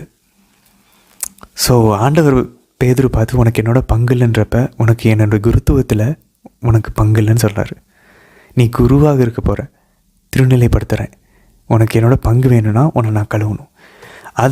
அதை தான் பேதுரு புரிஞ்சுக்கிட்டு உடனே 9ஆம் வசனம் சொல்ல, ஆண்டவரே அப்படியானால் என்னுடைய பங்கு இல்லைன்னா என்னென்னு புரிஞ்சிருச்சா? இப்போ அவருடைய பணியில், குருத்துவ பணியில், ஏன்னா ஆண்டவர் தான் தலைமை குரு. இப்போ பேதுருவை தலைமை குருவாக மாற்றுக்கிறார், மற்றவங்களாம் குருக்களாக மாற்றுக்கிறார். இந்த குருத்துவ பணியில் உனக்கு பங்கு இல்லைன்னு சொல்லும்போது பேதுரு புரிஞ்சுக்கிறாரு.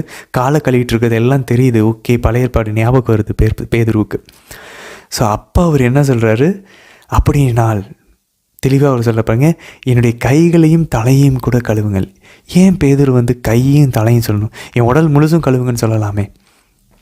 ஏன்னா லேவியர் 8ஆம் அதிகாரம் 12ஆம் வசனத்தில் ஆரோனை கழுவுனதுக்கப்புறம் ஆரோனுடைய தலையில் திருநிலைப்படுத்துவதற்கான எண்ணெயை பூசுகிறார் மோசே.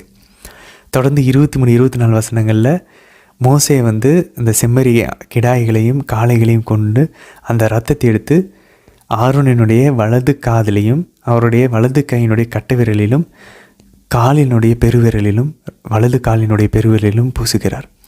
இப்போ புரியுதா? கை, கால், தலை, இது 3 தான் குருத்துவ அருள் பொழிவில் பழைய ஏற்பாட்டில் பங்கு பெறக்கூடிய உறுப்புகள். அப்போ பேதுரு சொல்கிறார், ஏன் காலை மட்டும் கழுவுறீங்க? தலையிலையும் கழுவுங்க, என்னுடைய கைகளையும் கழுவுங்க. ஏன்னா அதானே நான் அப்போ குரு தானே. எப்படி இருக்குது பாருங்கள் பழைய ஏற்பாட்டுக்கும் புதிய ஏற்பாடு. ஆண்டவர் இங்கே ஒரு புதிய ஏற்பாட்டின் புதிய உடன்படிக்கைன்னு குருத்துவத்தை ஏற்படுத்திக்கிட்டு இருக்காரு. அப்போ ஆண்டவர் சொல்கிறாரு, இல்லை ஏற்கனவே நீ தூய்மையாக இருக்கிறாய், தூய்மையாக இருக்கிறவங்க ஏற்கனவே கழுவப்பட்டிருக்கவங்க குளித்து விட்டவர்கள் காலை மட்டும் கழுவுனா போதும். இப்போ இங்கே ஆண்டவர் குளித்து விட்டதுன்னு எதை சொல்கிறாரு? அவர் வேறு ஒன்றும் இல்லை, அவர் ஞானஸ்தானத்தை சொல்கிறார். ஸோ இறையில் அறிஞர்கள் அதான் சொல்கிறாங்க, ஏற்கனவே ஞானஸ்தானம் சொல்கிறார், அப்போது பாதங்களை மட்டும் கழுவுனா போதுன்றாரு. இன்னொரு முக்கியமான விஷயம் என்னன்னாக்கா, ஆண்டவர் நம்ம பின்னாடி வாசிக்கும் அவர் கூறிய வார்த்தைகள்னால் நீங்கள் ஏற்கனவே தூய்மையாக இருக்கிறீங்க அப்படின்னு சொல்லி ஆண்டவர் கூறுவார். ஸோ ஆண்டவருடைய வார்த்தைகள்னாலே இவங்க ஏற்கனவே பியூரிஃபை ஆகி தான் இருக்கிறாங்க இவங்களோட ஆன்மா. ஆனால் நீ உன்னை முழுசான கழுவ வேண்டியதில்லை அப்படின்னும் இறையில் அறிஞர்கள் சொல்கிறாங்க. ஸோ இது ஒரு பக்கம் இருக்க, ஆண்டவர் சொல்கிறார், இதெல்லாம் நான் ஏன் பண்ணேன்னு அவரே சொல்கிறாரு. 14ஆம் வசனம், யோவான் 13:14, நான் உங்களோட தலைவனாக இருந்தால் நான் உங்களுடைய பாதங்களை கழுவுறேன்னா நீங்களும் கழுவணும். ஸோ இதுதான் நம்ம புதிய ஏற்பாட்டில் 1 தீமோத்தி 5ஆம் அதிகாரம் 10ஆம் வசனத்துலேயும் கால்களை கழுவுவது ஒரு நல்ல கிறிஸ்துவ ஒரு தாழ்ச்சியின் பண்பு அந்த காலத்தினுடைய அந்த கலாச்சாரத்தில். ஸோ அதனால் இது ஒரு வகையில் தாழ்ச்சியின் பண்பும் கூட. ஸோ நமக்கு ஏற்கனவே தெரியும் ஒவ்வொரு வசனத்திலும் 4 விளக்கங்கள் உண்டு. ஸோ லிட்ரல் சென்ஸில் ஆண்டவர் இங்கே தாழ்ச்சியின் அடையாளத்தை வெளிப்படுத்தி அவர் ஒரு தலைவராக கடவுளாக இருந்தும் மனிதர்களின் பாதங்களை கழுவுகிறார். கடவுள் மனுஷனுடைய பாதத்தை பிடிக்கிறாராம். ஸோ அது ஓகே ஃபஸ்ட்டு. செகண்ட் அலகாரிக்கல் சென்ஸ், இந்த முன் அடையாளங்களின் படி பார்க்கும்போது ஆண்டவர் இங்கே புதிய மோசேவாக குருத்துவத்தினுடைய அந்த திருப்பொழிவை செய்துக்கிட்டு இருக்கு. அது 2வது ஒரு லேயர், ஒரு அர்த்தத்தை நமக்கு பார்க்கலாம். மூணாவது, நம்மளும் இதே போல் ஆண்டவர் சொல்கிறது போல் நான் இதை ஏன் பண்ணேன், நானே பண்ணுறேன்னா நீங்களும் இந்த மாதிரி பண்ணணும், ஒருவருடைய பாதங்களை கழுவணும். ஸோ மூணாவது ஒரு அர்த்தம் தான் நம்மளும் இதே போல் தாழ்ச்சியாக இருக்கணும் அப்படின்றது. ஸோ நாலாவது, ஆண்டவர் இதே போல் நற்செய்தியின் பாதங்களை தான் இவங்க திரும்பவும் இந்த பாதங்கள் தான் போய் உலகம் ஃபுல்லாக நற்செய்தி அறிவிக்க போகுது. ஆண்டவர் அந்த பாதங்களை கழுவி அதுக்கு ஆண்டவர் அந்த பாதங்களை தயார் செய்கிறார். ஸோ அப்படியும் நம்ம பார்க்கலாம். ஸோ இவ்வளோ விஷயங்கள் நடந்துகிட்டு இருக்கு. ஸோ அது நடந்து முடித்ததுக்கப்புறம் ஆண்டவர் பாருங்கள், அந்த இறுதி ராவணம் என்பது சீடர்களுக்கும் இன்னும் தெளிவாக புரியல. அவங்க நம்புகிறாங்க, பட் ஆனால் நம்மளும் கூட பாருங்களேன், கடவுள் தான், ஆண்டவர் இயேசு தான் கடவுள் நம்ம நம்புகிறோம். பட் நம்பிக்கை இன்னும் தெளிவாக இல்லை. ஏன்னா நம்ம இன்னும் அவரை ஃபுல்லாக பார்க்கல. அவருடைய மாட்சியை பார்த்துட்டோன்னா இந்நேரம் நம்மளாம் சமாரிய பெண்ணாக இருப்போம், இல்லை ஒரு புனிதர்களை போல் அப்போஸ்தலர்களை போல் உலகம் ஃபுல்லாக ஓடி போய் நம்ம நற்செய்தி அறிவிச்சிட்டுப்போம். ஸோ இன்னும் நம்ம அவரை ஃபுல்லாக அவருடைய மாட்சி நம்மளால் பார்க்க முடியல. பார்க்கணுன்னா நம்ம நிறைய சாக்ரிஃபைஸ் பண்ணணும், நம்ம டைமை சாக்ரிஃபைஸ் பண்ணணும். கொஞ்சம் பயமாக இருக்கும், அது எல்லாத்தையும் விட்டு வெளியே ஆண்டவரோட டைம் ஸ்பெண்ட் பண்ண ஆரம்பிக்கணும். ப்ரேயர்லேயும், விவிலியம் வாசிக்கிறதுலையும், புனிதருடைய புத்தகங்களை வாசிக்கிறதுலையும், நற்கருணையிலையும், திருப்பலிலையும். ஸோ அப்போ தான் நம்ம அவரை புரிவிப்போம். இப்போ இங்கே பாருங்கள், 19ஆம் வசனத்தில் திரும்பவும் சீடர்கள்கிட்டையும் சொல்லுகிறார், என்னை ஒருத்தன் காட்டி கொடுப்பான் அப்படின்னு சொன்னதுக்கப்புறம் அது நடக்கும்போது உங்களுக்கு தெரியும், இருக்கின்றவர் நானே. திரும்பவும் பாருங்கள், ஐ ஆம். யாவே இறைவன் மோசேவுக்கு எரிமுற்புதர்லேருந்து வெளிப்படுத்தின அதே பேரை இங்கே சொல்கிறார். இருக்கின்றவர் நானே என்று நீங்கள் நம்புமாறு இப்போதே இதை நான் உங்களுக்கு சொல்கிறேன். ஸோ கடவுளுக்கு மட்டும்தான் ஃப்யூச்சர் தெரியும். இங்கே ஆண்டவர் சொல்கிறார், நடக்க போகிறத நான் உனக்கு சொல்கிறேன், அப்போ உனக்கு தெரியும் நான் தான் நானே, இருக்கின்றவர் நானேன்றது நீ அறிந்து கொள்வா அப்படின்னு சொல்லி. ஸோ 12 பேருக்கும் கூட ஆண்டவர் போகிறதுக்கு முன்னாடி திடப்படுத்துகிறாரு. ஏன்னா ஆண்டவர் இறந்து போயிட்டாருன்னா இவங்கெல்லாம் பயந்துருவாங்கன்னு சொல்லி. சரி, 20ஆவது வசனத்தில் பாருங்கள், ஆண்டவர் சொல்கிறார், எப்பயுமே இந்த 12 அப்போஸ்தலர்கிட்ட தான் ஆண்டவர் சொல்கிறார். அது இந்த குருத்துவத்தை திருநிலைப்படுத்தக்கூடிய அந்த ஒரு சூழலில் தான் சொல்கிறாரு, உங்களை ஏற்றுக்கொள்கிறவன் வரவேற்கிறவன் என்னையே வரவேற்கிறான், என்னையே ஏற்றுக்கொள்கிறவன் வரவேற்கிறவன் தந்தையை ஏற்றுக்கொள்கிறான். ஹி ரிசீவ்ஸ் த ஃபாதர், என்னை அனுப்பிய தந்தையை ஏற்றுக்கொள்கிறான் அப்படின்னு சொல்லி. இதே தான் யோவான் நற்செய்தி ஆண்டவர் உயிர்த்தெழுந்ததுக்கப்புறம் 20ஆவது அதிகாரத்தில் வாசிப்போம். 21 23 இதே வசனங்களை பயன்படுத்துவார். ஸோ இங்கே குருத்துவத்தை ஏற்படுத்தும் போது 12 பேர்கிட்ட சொல்லார். அங்கே பாவ சங்கீதனம் என்ற அந்த திருவருள் சாதனத்தை ஏற்படுத்தும் போது அங்கே சீடர்கள்கிட்ட சொல்லுவார். என்ன சொல்லுகிறாரு, என் தந்தையினை அனுப்பியது போல நான் உங்களை அனுப்புகிறேன், தூய ஆவியானவரை பெற்றுக்கொள்ளுங்கள், எவருடைய பாவங்களையெல்லாம் நீங்கள் மன்னிக்கிறீங்களோ அது மன்னிக்கப்படும், மன்னியாது விடுவீர்களோ அது மன்னிக்கப்படாது அப்படின்வார். ஸோ குருத்துவத்தை ஏற்படுத்தும் போதும், நற்கருணை ஏற்படுத்தும் போதும், ஒப்புரவு அருள் சாதனத்தை ஏற்படுத்தும் போதும் ஆண்டவர் இவ்வளோ அழகாக என்னை அனுப்பின மாதிரி நான் உங்களை அனுப்புகிறேன், என்னை ஏற்றுக்கொள்கிறவர்கள் உங்களையும் ஏற்றுக்கொள்வாங்க. ஸோ கடவுள் எப்படி பாவத்தை மன்னிக்க முடியும், கடவுள் எப்படி இது ஒரு அப்பத்தை எடுத்து என் உடல்னு சொல்ல முடியும், அதே மாதிரி நீங்கள் பண்ண போகிறீங்க, உங்களுக்கு அது நடக்கும். நீங்கள் பாவத்தை மன்னிப்பீங்க, நீங்கள் ஒரு அப்பத்தை எடுத்து சொல்லும்போது அது என்னுடைய உடலாக மாறும். ஸோ குருத்துவத்தை ஏற்படுத்தும் போது சொல்லக்கூடிய இந்த வார்த்தைகளை தான் நம்ம இங்கே பார்க்குறோம். அதே போல் 20ஆம் வசனத்தில் பாருங்கள், என் வார்த்தையை கடைப்பிடித்திருந்தால் தானே உங்கள் வார்த்தைகளையும் கடைப்பிடித்திருப்பார்கள். அப்போ பாருங்களேன், நம்ம ஏற்கனவே பார்த்தோம், அவரை வெல்கம் பண்ணோன்னா அவருடைய சீடர்களையும் வெல்கம் பண்ணுவோம். இப்போ அவருடைய வார்த்தையை கடைப்பிடிச்சா இருந்தால் சீடர்களுடைய வார்த்தையும் கடைப்பிடிக்கணும்னு ஆண்டவர் எக்ஸ்பெக்ட் பண்ணுறாரு.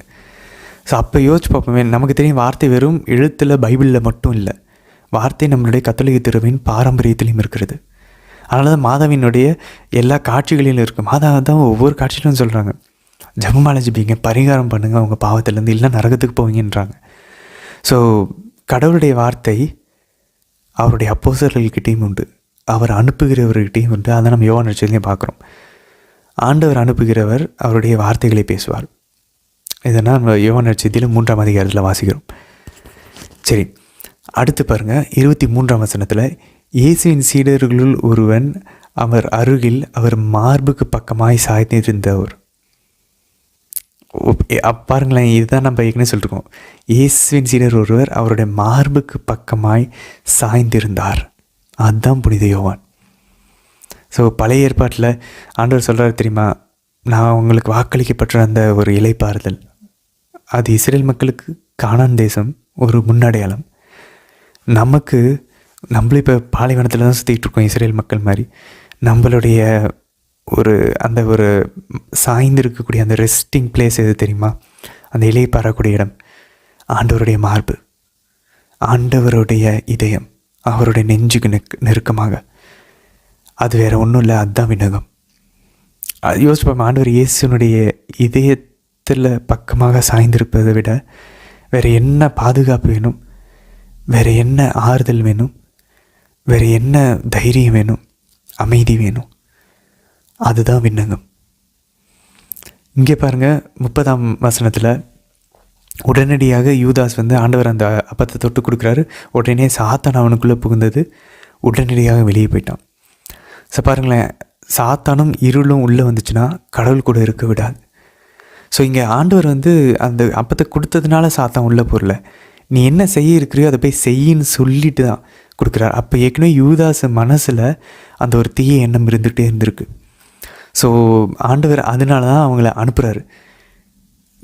அதனால தான் சொல்லுவாங்க, நமக்குள்ளே இருக்க தீய நாட்டங்கள் ஆண்டவர் விட்டு விடுகிறார். ஆண்டவர் விட்டாருன்னா உடனடியாக அவன் உள்ளே பூந்துருவான்.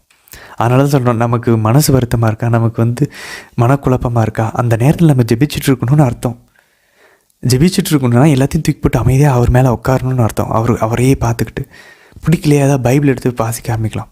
அப்படியே நடுவில் நிறுத்திட்டு ஒரு 3 அருள் இந்த மாதிரி, ஒரு 10 அருள் இந்த மாதிரி ஜெபிக்கலாம். திருப்பி பைபிள் வாசிக்க ஆரம்பிக்கலாம். திருப்பி வேறு ஏதாவது புனிதர்களுடைய புத்தகங்களை இல்லை ஒரு நல்ல ஒரு வீடியோவை பார்க்கலாம். சாமி பாட்டை கேட்டு ஆண்டவரோடு சேர்ந்து பாடலாம். இதெல்லாம் பண்ணாமல் இருந்தோம்னா யூதாசை போல் ஆண்டவர் விட்டு விலகுகிறோம், அவன் உடனே உள்ளே பூந்துருவான், நம்ம மனசில் அமைதியே இருக்காது. ஸோ இது ஒரு முக்கியமான ஒரு விஷயம். அவன் வெளியே போகும்போது வழக்கம் போல் யோவான் நற்செய்தியாளர் அது இரவு அப்படின்றாரு.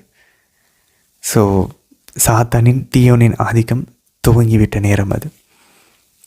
34ஆம் வசனத்தில் பாருங்கள், யோவான் 15:12 சொன்னது போல் ஆண்டவர் சொல்கிறார். நம்ம அதை பின்னாடி வாசிப்போம். 15:12 ஆண்டவர் புதியது ஒரு கட்டளையை கொடுக்குறேன்றார். ஸோ அப்படின்னா இது வரைக்கும் பைபிள் இல்லாத ஒரு கட்டளை. இது வரைக்கும் பைபிள் என்ன இருக்குது? நீங்கள் உங்களை அன்பு செய்வது போல பிறரை அன்பு செய்யுங்கள், உங்கள் கடவுளை முழு உள்ளத்தோடு அன்பு செய்யுங்க. ஓகே. ஆனால் இங்கே ஆண்டவர் புதிய ஒரு கட்டளையை கொடுக்குறாராம். யோவான் 15:12, 13:34. இதுதான் புதிய ஏற்பாட்டினுடைய தனி மார்க். என்ன தெரியுமா? உங்களை நீங்கள் அன்பு செய்வது போல பிறரை அன்பு செய்யுங்கள்னு கேள்விப்பட்டிருப்பீங்க. ஆனால் ஆண்டவர் சொல்கிறாரு, நான் உங்களை எப்படி அன்பு செஞ்சனோ அதே போல் நீங்கள் மற்றவங்களை அன்பு செய்யுங்க. இப்போ டிவைன் லவ்வை மற்றவங்களுக்கு கொடுன்றார். இப்போ உன்னுடைய லவ்வை மற்றவங்களுக்கு கொடுன்னு ஆண்டவர் சொல்லி நீங்கள் பழைய ஏற்பாட்டில் கேட்டிருப்பீங்க. இப்போ கடவுளுடைய அன்பை நீ உணர்ந்திருக்கல, சிலுவையில் பார்த்துருக்கல, அவர் உனக்காக இவ்வளோ பண்ணுவார்னு தெரியுதுல்ல, அந்த மாதிரி அந்த இறை அன்பை மற்றவங்களுக்கு இப்போ கொடு. அப்போ இது எல்லாத்தை விட ஹையராக இருக்கும். இப்போ நம்ம சொல்ல முடியாது இதெல்லாம் பண்ண முடியுமா மனுஷங்களால், அப்படிலாம் நம்ம கேட்கவே முடியாது. ஏன்னா அவரோட அன்பை நம்ம சுவைச்சிருக்கிறோன்னா இதையும் பண்ணலாம், இதை தாண்டியும் பண்ணலாம். அதுக்கு ஒரு அடையாளம் தான் புனித அன்னை தெரசா.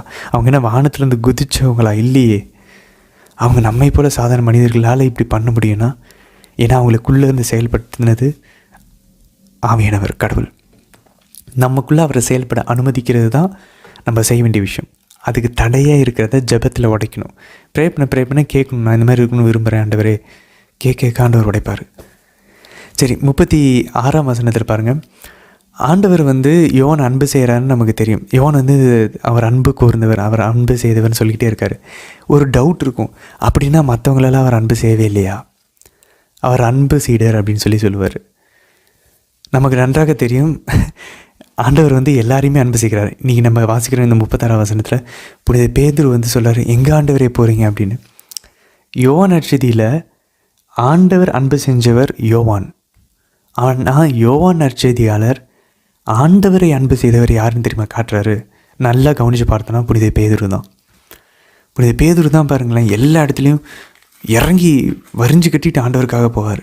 ஆண்டவர் நீங்கள் எங்கே போனாலும் நான் அவங்க கூட வருவேன், நீ தான் ஆண்டவரே மெஸ்ஸியா. அந்த உயிர் தெழுந்ததுக்கப்புறம் யோவான் சொல்வார், அது ஆண்டவர்னு வரி இவர் உடனே ஆளை காணும். என்னென்னு பார்த்தா தண்ணியில் வச்சு ஓடிட்டுருப்பார் ஆண்டவர்கிட்ட. ஆண்டவர் அன்பு செஞ்சது என்னமோ யோவான்னு சொல்கிறாரு. ஆனால் யோவான் நற்செய்தியாளரே சொல்கிறாரு, ஆண்டவரை செமையாக அன்பு செஞ்சது புனித பேதுரு தான் ஏன் அப்படின்னு சொல்லி. சரி, அப்போ மற்ற சீடர்களெல்லாம் ஆண்டவர் அன்பு செய்யலையா? இல்லை. நம்ம அதான் இன்றைக்கி யோவான் 13ஆம் அதிகாரத்தில் நம்ம வாசித்தோம்.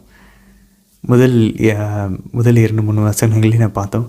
ஆண்டவர் தமக்குரியவர்களை அன்பு செய்தார், இறுதி வரைக்கும் அன்பு செஞ்சார் அவருடைய சீடர்களை. ஸோ சீடர்கள் எல்லாருமே ஆண்டவருடைய கட்டளைகளை கடைபிடிச்சாங்க. அதனால தான் அவங்க நீங்கள் பரிசுத்தமாக இருக்கிறீங்கன்னு சொன்னார். நீங்கள் தூய்மையாக தான் இருக்கிறீங்க, உங்களை நீங்கள் ஃபுல்லாலாம் குளிக்க வேண்டிய அவசியம் இல்லை, நீங்கள் ஆல்ரெடி குளிச்சிட்டிங்க அப்படின்றார். ஸோ கர்ம பாவத்துலேருந்தும் ஜென்ம பாவத்துலேருந்து ஆண்டவர் அவங்களை விடுவிச்சிருக்கார். மேபி அவங்க ஞானஸ்தானம் வாங்கியிருக்கலாம்னு இறையில் அறிஞர்கள் சொல்கிறாங்க. ஸோ ஆண்டவர் தெளிவாக எல்லாரையும் அன்பு செஞ்சாலும் தெரியுது. ஆனாலும் கூட புனித யோவான் தாழ்ச்சியின் அடையாளமாக அவர் அவருடைய பேரை வந்து சொல்லவே மாட்டேங்கிறார். அன்பு சீடர், அன்பு சீடர். கடைசியாக அந்த அன்பு சீடர் கேட்டு தான் தேவமாதாவையும் ஒப்படைக்கிறார். பின்னாடி நம்ம வாசிப்போம் 19ஆம் அதிகாரத்தில். சரி, 14ஆம் அதிகாரத்துக்குள்ளே போவோம். 2-3 வசனங்கள் பாருங்கள். யோவான் 14 ஆண்டவர் சொல்கிறார், என் தந்தை நிலத்தில் பல அறைகள் உண்டு, நான் வந்து உங்களை கூட்டிகிட்டு போவேன் அப்படின்றார். ஸோ இதை வந்து இறையியல் அறிஞர்கள் எப்படி பார்க்குறாங்க அப்படின்னாக்கா, ஒரு மணவாளன் ஒரு மணவாட்டி வந்து கூட்டிகிட்டு போகிற மாதிரி சொல்கிறார்.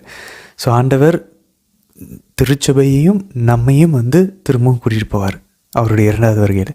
ஸோ இந்த தந்தையின் இல்லம், இதே வார்த்தையை தான் யோவான் நற்செய்தியில் 2ஆம் அதிகாரம் 16ஆம் வசனத்தில் கோயிலை வந்து சுத்தம் செய்யும்போது எருசலேம் கோயிலை பார்த்து ஆண்டவர் இதே வார்த்தையில் சொல்கிறார், என் தந்தை நிலத்தை சந்தை கடையாக்குறாதுங்க அப்படின்னு சொல்லி. இதே வார்த்தைகளை தான் தந்தையின் இல்லத்தை தான் திருவிழிப்பாடு 21ஆம் அதிகாரம் 22ஆம் வசனத்திலையும் சொல்கிறார். ஸோ பாருங்களேன், எருசலேம் கோயில் விண்ணகம், நம்ம ஏற்கனவே பார்த்தா விண்ணகத்தினுடைய ஒரு பிரதி, அந்த காப்பி, அதனுடைய ஒரு பேட்டர்ன் தான் எருசலேமில் இஸ்ரேலில் கட்டப்பட்ட அந்த சாலமன் கட்டின கோயில். அதோடைய பேட்டர்ன் தான் திருவுறைவிடம். அதனுடைய ஒரு பேட்டர்ன் தான் நோவாவின் பேழை. அதனுடைய ஒரு முன்னடையிலம் தான் ஏதேன் தோட்டம். ஸோ இது எல்லாமே தந்தையினுடைய இல்லம் தான். இது மட்டும் இல்லை, நமக்கு நன்றாக தெரியும் ஆண்டவர் தம் உடலாகிய கோயிலை பற்றி பேசி கொண்டிருந்தார்.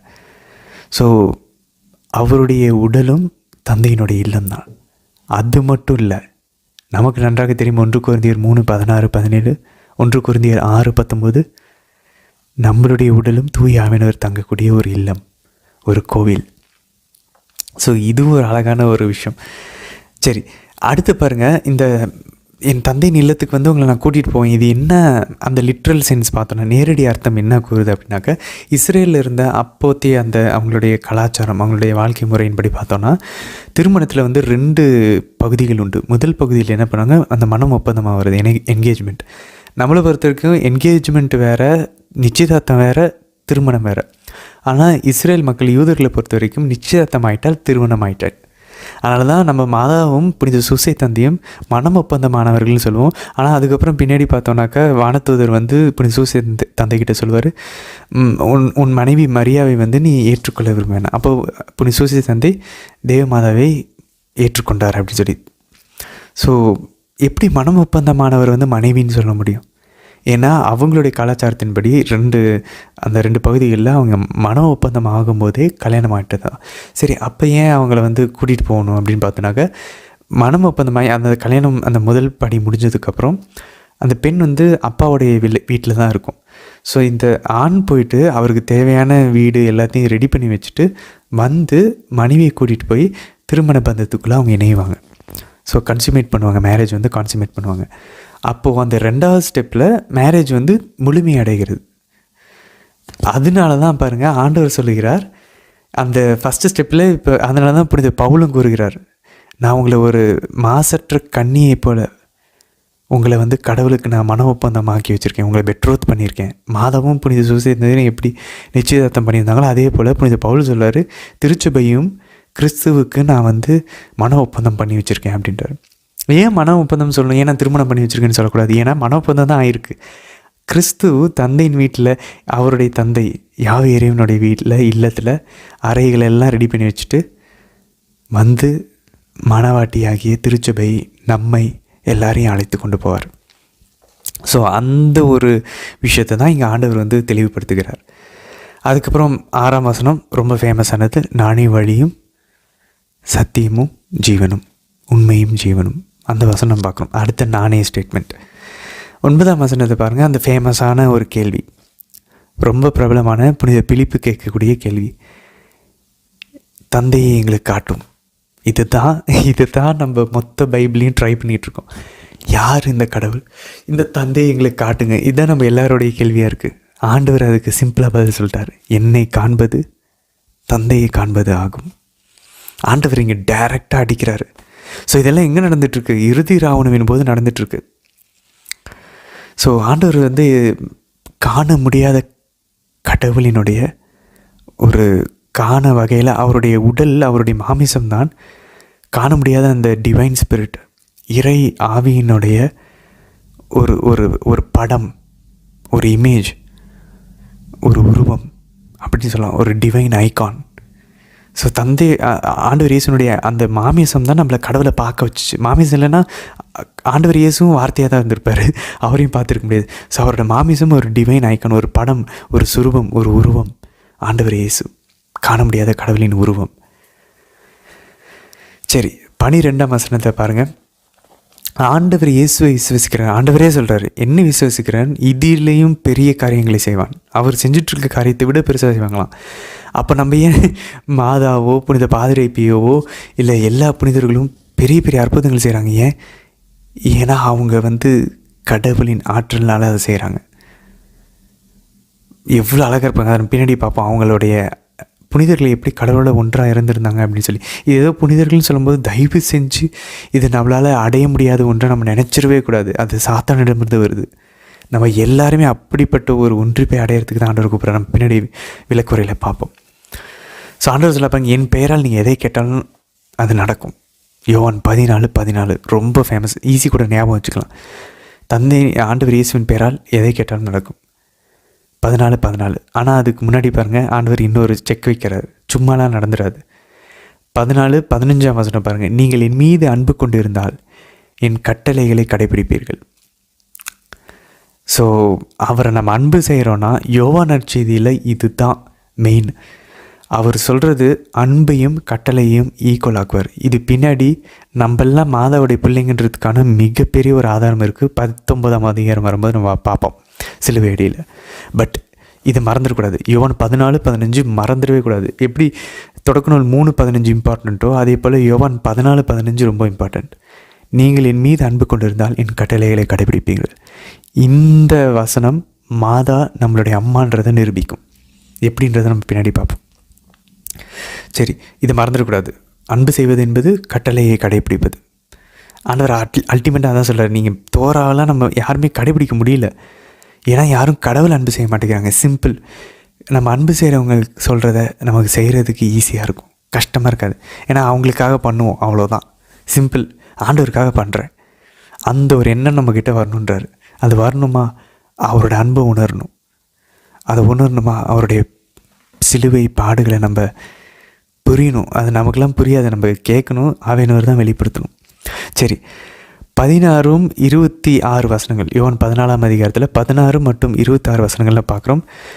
தந்தையிடமிருந்து ஆவியானவர் புறப்படுகிறார். தந்தை தான் ஆவியானவர் கொடுப்பார் அப்படின்னு சொல்லி நமக்கு நல்லா தெரியும். ஏற்கனவே மகனும் கூட ஜீவ தண்ணீரை கொடுப்பார் நம்ம பார்த்தோம். வாழ்வு தரும் தண்ணீரை, உயிர் உள்ள தண்ணீரை கொடுப்பாருன்னு சொல்லி. இது நம்ம எங்கே பார்த்தோம்? இது ஒரு பக்கம் இருக்கு. இப்போ இன்னொரு எவிடன்ஸ் இருக்குது. மகன் என்ன பண்ணுறாரு? யோவான் 15:26 வசனத்தில் நான் தூய் ஆவியானவரை என் தந்தையிடமிருந்து அனுப்புவேன் அப்படின்னாரு. ஸோ தந்தையிடமிருந்து மகன் அனுப்புகிறாராம். மகனாலேயும் ஜீவ தண்ணீரை ஆவியானவரை தர முடியும். ஸோ கிளியராக இருக்கா? ஸோ மகனால் ஆவியானவரை தர முடியும், தந்தையிடமிருந்தும் ஆவியானவர் வருகிறார். ஏன் எப்படி 2 பேர்கிட்டருந்து ஒரே இதில் வர முடியும்? ஏன்னா 2 பேரும் ஒன்றா தான் இருக்காங்க. நானும் தந்தையும் ஒன்று தான், ஏற்கனவே நம்ம பார்த்தோம். ஸோ தந்தையிடமிருந்தும் மகனிடமிருந்தும் புறப்படுகிறார்கள். எவ்வளோ அழகான அந்த ட்ரினிடேரியன் மூவர் இறைவனுடைய படம் பாருங்களேன். யோவான் நற்செய்தியில் எத்தனை தடவை தந்தை மகன், தந்தை மகன் ஆவியானவர், திருப்பி தந்தை மகன் ஆவியானவர். இந்த நற்செய்தி ஃபுல்லாமே நம்ம வாசித்து முடிக்கும் போது நமக்கு 3 வார்த்தைகள் ஞாபகம் இருக்கும். தந்தை மகன் ஞாபகம் இருக்கும், ஆவியானவர் ஞாபகம் இருக்கும். ஆவி, அதுக்கப்புறம் சத்தியம், அதுக்கப்புறம் கட்டளைகள், அன்பு. இந்த வார்த்தைகள் நம்மளை விட்டு போகவே போகாது. மாட்சி, அடையாளம், நம்புங்கள். இந்த வார்த்தைகள்லாம் யோவானில் திரும்ப ரிப்பீட் ஆகிட்டே இருக்கும் புனித யோவானுடைய நற்செய்தியில். ஸோ இங்கே பாருங்கள், தந்தையிடமிருந்து நான் உங்களுக்கு அனுப்ப போகிற துணையாளர் வருவார். அவரே தந்தையிடமிருந்து உண்மையை, அதாவது உண்மைன்றது யாருங்க?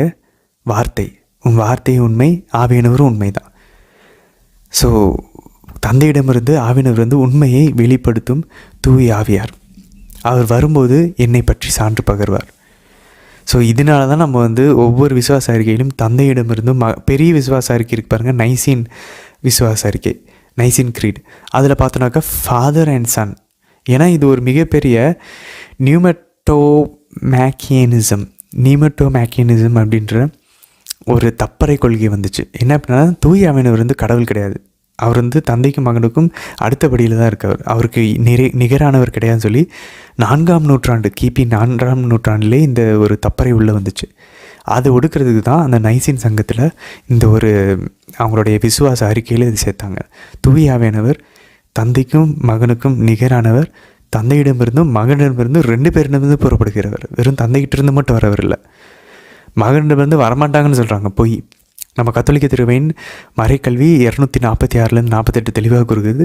தூய ஆவியானவர் தந்தையிடமிருந்தும் மகனிடமிருந்தும் வருகிறார், நிலையானவர், அவர்களுக்கு நிகரானவர், அவரும் கடவுள்.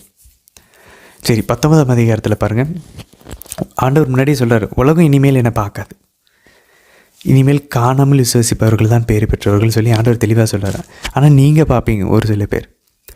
ஸோ அதனால தான் ஆண்டவர் உயிர்த்தில் இருந்ததுக்கப்புறம் ஒரு சில பேர்கிட்ட மட்டும் ஆண்டவர் காட்சி கொடுக்குறார். அதுக்கப்புறம் பாருங்கள் 20வது வசனம், யோவான் நற்செய்தி 14ஆம் அதிகாரத்தில் 20வது வசனத்தில் பாருங்கள், ஆண்டவர் இயேசு தந்தைக்குள்ளே இருக்கிறாராம், நம்ம அவருக்குள்ளே இருக்கணுமா. இப்போ இந்த ரூப்ரிக்ஸ் மறந்துடக்கூடாது பாருங்கள், நம்ம ஆண்டவர் இயேசுக்குள்ளே இருக்கணும், ஆண்டவர் இயேசு நம்மக்குள்ளே இருக்கணும். ஓகேவா? சிம்பிள். நம்ம ஆண்டவருக்குள்ளே இருக்கணும், ஆண்டவர் இயேசு நமக்குள்ளே இருக்கணும். அதாவது நமக்குள்ளேயும் நமக்கு வெளியும் ஆண்டவர் இயேசுனால நம்ம மூடி இருக்கணும். அதனால தான் புனித பவுல் கலாத்தியர் 2:20 சொல்கிறாரு, இனி வாழ்வது நானல்ல, கிறிஸ்துவே எனக்குள் வாழ்கிறார். ஆண்டவர் நம்மை சுற்றி இருக்கிறாரு, நமக்குள்ளேயும் ஆண்டவர் இயேசு தான் இருக்கணும். இப்போ நம்ம 2 பேரும், நம்மளும் ஆண்டவர் இயேசுவும் தந்தைக்குள்ளே இருக்கணுமா. இதுதான் யோவான் 14:20 சொல்லுது. இந்த அளவுக்கு நம்ம ஒன்றா இருக்கணும்னு சொல்கிறார் ஆண்டவர். அப்போ இவங்களே எப்படி இருக்காங்கன்னா, இப்போ தேவ மாதாவை யோசிப்பாங்க. இதுதான் நான் சொன்னது, புனிதர்கள்கிட்ட இருக்கக்கூடிய அந்த ஒன்றிப்பு. அதனால தான் நம்ம சொல்லுவோம், தேவ மாதா ஆண்டவரினால், மூவர் இறைவனினால் நிறைந்திருக்காங்க, உள்ள ஃபுல்லாக நிறைஞ்சிட்டாங்க. ஆண்டவரினால் வெளியே மறைந்து இருக்கிறாங்க, ஃபுல்லாக உள்ள மாதா ஃபுல்லாக மறைஞ்சிட்டாங்க. ஏன்னா அவங்கள சுற்றியும் ஆண்டவர் இயேசு தான் இருக்கார். ஏன்னா மாதா ஆண்டவருக்குள்ளே இருக்கிறாங்க. அப்போது ஆண்டவருக்குள்ளே இருந்தாங்கன்னா அவங்கள சுற்றி மறைச்சிட்டாங்க, மாதா மறைஞ்சிட்டாங்க. ஸோ மாதா கடவுள்னால் நிறைஞ்சிருக்காங்க, உள்ள கடவுளுக்குள்ளே மறைஞ்சிருக்கிறாங்க. அதுக்கப்புறம் அவர் தந்தைக்குள்ளே போயிட்டு ஃபுல்லாக கரைஞ்சிட்டாங்க. அதனால தான் நம்ம ஜெபமாலை ஜெபிக்கும்போது மாதா கிட்டே பேசுகிறோம், மாதாவோடைய பிரசன்னத்தில் இருக்கிறோம், ஆனால் ஆவியானவருடைய செயல்பாடுகளையும் நம்ம பார்ப்போம். ஜீசஸ்கிட்ட திடீர்னு பேசிகிட்டு இருப்போம். ஏன்னா மாதா தனியாகவே இல்லை, மாதா ஜீசஸ்குள்ளே இருக்காங்க, ஜீசஸ் மாதாக்குள்ளே இருக்காங்க, இவங்க 2 பேரும் தந்தைக்குள்ளே இருக்காங்க. இவங்களை எல்லாரையும் ஒன்றாக இருக்கக்கூடிய, இவங்களுக்குள்ளே இருக்கக்கூடிய அந்த அன்பாக ஆவியானவர் இருக்கிறார். அவர் தான் நம்மளை மாதா கிட்ட வெளிப்படுத்துகிறாரு, நம்மளை மாதா கிட்ட வெளிப்படுத்துகிறாரு. இது எல்லாமே செயல்பாடுகள் நடுவில் ஃபுல்லாக ஆவியானவர் தான். அதனால தான் நம்ம மாதா கிட்ட பேசும்போது கடவுள்கிட்ட பேசிகிட்டு இருக்கோம், நமக்கே தெரியாமல் தந்தைகிட்ட பேசுவோம், திடீர்னு நமக்கே தெரியாமல் மகன்கிட்ட பேசுவோம், திடீர்னு ஆவியானவர்கிட்ட பேசுவோம். ஆனால் நம்ம பார்த்தோன்னா ஜெபமாலையில் மாதா கிட்ட பேசிகிட்டு இருந்திருப்போம். புனிதர்களும் இப்படி தான் விண்ணகத்தில் இருக்காங்க. புனிதர்கள்கிட்ட மாதாவை நம்ம கம்பேர் பண்ண முடியாது, பட் புனிதர்களுமே அப்படி தான். ஸோ அவங்க எல்லாமே கடவுளால் நிறைந்து மறைந்து கரைந்து இருக்கிறாங்க.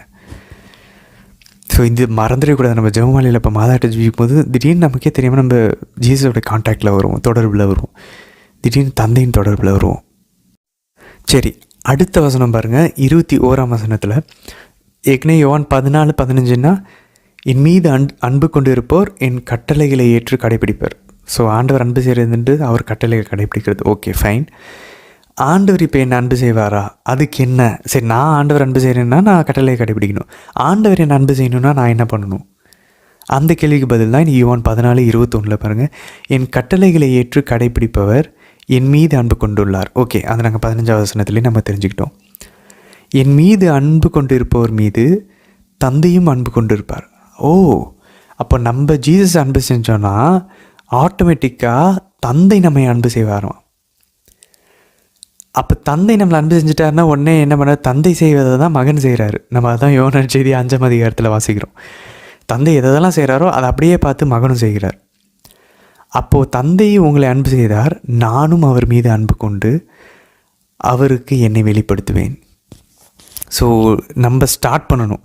நம்ம ஆண்டவர் இயேசு அன்பு செய்வதற்கு ஆண்டவரான முன்னாடியே சொல்கிறார், நீங்கள் என்னை அன்பு செய்யவில்லை, நீங்கள் என்னை தேர்ந்து கொள்ளவில்லை, நான் தான் உங்களை தேர்ந்து கொண்டேன். யோவான் நற்செய்தி இன்னொரு அவரோட கடிதத்தில் நம்ம வாசிப்போம், நம்ம முதல்ல கடவுள் அன்பு செய்யலை, கடவுள் தான் நம்மளை அன்பு செஞ்சார். ஸோ அந்த அன்பு ஒன்று இருந்து நம்ம அவரோட கட்டளைகளை கடைபிடிக்கும் போது நம்ம அவர் அன்பு செய்கிறோம். நம்ம ஆண்டவர் இயேசு அன்பு செஞ்சுக்கிட்டு இருக்கும்போது கட்டளைகளை கடைபிடித்து தந்தை நம்மளை அன்பு செய்கிறார். தந்தை நம்மளை அன்பு செய்கிறத பார்த்து மகன் நம்மை அன்பு செய்ய ஆரம்பிக்கிறார். ஸோ இவங்க 2 பேரும் அன்பு செய்யும்போது மூவர் இறைவன் நமக்கு வெளிப்படுகிறார். ஸோ அப்போது இந்த ஒரு இதில் நம்ம யோசிச்சு பார்ப்போமே, புனித யோவான் கட்டளைகளை கடைபிடிச்சதுனால தான் ஆண்டவர் இயேசு யோவானை அன்பு செய்கிறார். அதனால தான் அவர் அன்பு செய்த சீடர்னு ஏன் இப்போ சொல்லான்னு புரியுதா? அதே யோவான் தான் சொல்கிறார், ஜீசஸ் ஒருத்தர் அன்பு செய்கிறாருன்னா அவரை தந்தை அன்பு செஞ்சுருக்கணும். தந்தை அன்பு செஞ்சுருக்கணுன்னா அந்த சீடர் கட்டளைகளை கடைபிடிச்சிருக்கணும். சிம்பிள். ஸோ ஒருவர் ஆண்டவர் இயேசு அன்பு செய்யணுன்னா கட்டளைகளை கடைபிடிக்கணும் அந்த சீடர். அப்போது இந்த ஒரு நிறைவில் பாருங்கள். அதனால தான் நம்ம யோவான் நற்செய்தி 13:1 வாசிக்கிறோம், ஆண்டவர் தமக்குரிய சீடர்களை எல்லாரையும் அன்பு செஞ்சார். அப்படின்னா சீடர்கள் எல்லாமே கட்டளையை கடைபிடிச்சு வந்திருக்காங்க. அப்போஸ்தலர்கள், நம்ம பேசுகிற இந்த 12 பேரை பற்றி பேசிகிட்டு இருக்கோம். ஸோ அவங்களும் அன்பு செஞ்சுருக்காங்க. ஆனால் புனித யோவான் அவரை மட்டுமே அவர் பர்சனலாக பார்க்குறாரு. இயேசு அன்பு செய்த சீடர், அவர் எல்லாரையும் அன்பு செய்கிறாருன்றது காமிச்சிட்டாரு. ஆனாலும் அவர் அன்பு செய்கிறார். ஏன்னா அவரோட அன்பு அவருக்கு அவ்வளோ பிடிச்சிருக்கு. பர்சனலாக அவர் பார்க்குறாரு. அவர் தாழ்ச்சி அவர் பேரை போட்டுக்காமல் இயேசு அன்பு செய்த சீடர்னு அவரையே அவர் அழகாக சொல்லிக்கிட்டே வர்றார். ஸோ ஜீசஸ் ஒருத்தர் அன்பு செய்யணுன்னா அவர் ஆண்டவரின் கட்டளைகளை கடைப்பிடிச்சிருக்கணும். இது பின்னாடி ஒரு மாதாவுக்கு சம்மந்தப்பட்டதை வச்சுக்கணும். சரி, 26 பாருங்கள், என் பெயரால் தந்தை அனுப்ப போகிற தூய ஆவியாராம் துணையாளர். ஸோ தூய ஆவியானவருக்கு வந்து இங்கே 3 ஒரு கேட்டகரி கூறப்படுகிறது, 3 குணாதிசயங்கள். அவர் நமக்கு துணையாளர், உங்களுக்கு அனைத்தையும் கற்றுத் தருவார், கற்பிப்பாளர், அவர் ஒரு போதகர், ராபாய். நான் கூறிய அனைத்தையும் உங்களுக்கு நினைவூட்டுவார், நம்மை நினைவூட்டக்கூடியவர். ஸோ இது நம்மளுடைய வாழ்வில் ஆக்சுவலாக பார்க்கலாம். இப்போ பாருங்களேன், தூய ஆவியானவர் முதல்ல என்ன பண்ணுறாரு, நமக்கு துணை செய்ய வருகிறார். எப்படி துணை செய்வார்? உங்களுக்கு அனைத்தையும் கற்றுத்தருவார், நான் கூறிய அனைத்தையும் உங்களுக்கு நினைவூட்டுவார். எதை நினைவூட்டுவார்? நம்மளுடைய பர்ஸை மறந்துட்டு போனதையும் நினைவூட்டுவார். ஓகே, நம்ம வீடை லாக் பண்ணாமல் போனதையும் நினைவூட்டுவார். ஓகே, அதுவும் பண்ணுவார் ஆண்டவர். பட் ஆனால் மெயினாக ஆண்டவர் ஃபஸ்ட்டு நம்ம கூட பேச ஆரம்பிக்கிறது எப்படி? நான் கூறியவற்றை நினைவூட்டுவார். அப்போ ஆண்டவர் இயேசுடைய வார்த்தைகளை, இப்போ பைபிளில் இருக்க வசனங்களை நம்ம மனப்பாடம் பண்ண ஆரம்பித்தோன்னா, மெமரைஸ் பண்ண ஆரம்பித்தோன்னா, நமக்கு தேவையான நேரத்தில் ஆண்டவர் அந்த வசனத்தை நமக்கு ஞாபகம் ஊட்டுவார். அது ஆவியானவருடைய வேலை. எவ்வளோ அழகாக ஆவியானவர் செயல்படுறாரு பாருங்களேன். ஸோ ஃபஸ்ட்டு ஆவியானவர் நம்ம கூட எப்படி பேசுவார்னா, மகனுடைய வார்த்தைகளை நினைவூட்டுவார், ஞாபகப்படுத்துவார். அப்புறம் அது நம்ம புரியாமல் இருக்குது, நம்ம பைபிள் வாசிக்கும் போது நம்ம கற்றுத்தருவார் கரெக்டாக அந்த சூழலுக்கு ஏற்ற மாதிரி. இப்படி தான் ஆவியானவர் ஃபஸ்ட்டு நமக்கு துணையாளராக இருப்பார், நமக்கு கவுன்சிலராக இருப்பார், ஆலோசகராக, துணையாளராக இருப்பார். ஸோ அந்த டீச்சிங்ஸ் எல்லாம் நம்ம கனெக்ட் பண்ணி இந்த வழியில் நம்ம அதனால் ஒரு அழகான ஒரு ஒரு விஷயம் என்ன அப்படின்னாக்க, முடிஞ்சளவு இறை வார்த்தைகளை வந்து கண்டினியூஸாக சாப்டர் வைஸ் சாப்டராக மனப்பாடம் பண்ண ட்ரை பண்ணும். அதை பற்றி பின்னாடி ஒரு வீடியோ தனியாக நம்ம மரியனேன் ஆன்மீக போர் பயிற்சி மையத்தில் போட முயற்சிப்போம். ஸோ அதில் வந்து நம்ம இந்த பைபிளை மெமரைஸ் பண்ணுறதை பற்றி ஒரு வீடியோ கடவுள் விரும்பினார்னா வரட்டும். சரி, அடுத்து 28 பாருங்கள், தந்தை என்னை விட பெரியவர் அப்படின்னு சொல்கிறார். ஃபாதர் இஸ் கிரேட்டர் தேன் ஐ. அப்போ வந்து தந்தையும் மகனும் இணைன்னு நம்ம சொல்கிறோம். ஆனால் இங்கே வந்து மகன் வந்து தந்தை என்னை விட பெரியவர்னு சொல்கிறாரு. அப்போ என்ன அப்படின்னு சொல்லி பார்த்தோன்னா, இறையியல் அறிஞர்கள் என்ன சொல்கிறாங்கன்னா, இறைத்தன்மையில் தந்தை, மகன், தூய ஆவியானவர் 3 பேருமே சமம் தான். ஆனால் ஆண்டவர் இயேசு இப்போ மனித அவதாரம் எடுத்து வந்தனால அவருடைய மனித அவதாரத்தில், அந்த மனித அவதாரத்தில் பார்க்கும்போது அந்த ஹியூமனிட்டியில் அந்த மனுஷத்தன்மையை ஒப்பிடும்போது தந்தை பெரியவராக இருக்கிறார். ஸோ இது ஒரு அழகான இது நிறைய இஸ்லாமிய சகோதரர்கள் கூட இந்த வார்த்தையை பிடிச்சிக்கிட்டு பாருங்கள், தந்தை வந்து ஆண்டவர் இயேசு விட பெரியவர் அப்படின்னு சொல்லுவாங்க. ஸோ இது 3 பேருமே டிஃப்ரெண்ட்டான ஆளுங்கள், 3 நபர்கள். ஆனால் எனக்கு 3 பேருமே சமமானவர்கள். ஆனால் மகனினுடைய அவருடைய அந்த மனித தன்மை, ஏன்னா மனுஷன் வரும்போது அந்த லிமிட்டேஷன்ஸுக்குள்ளே வந்துடுது.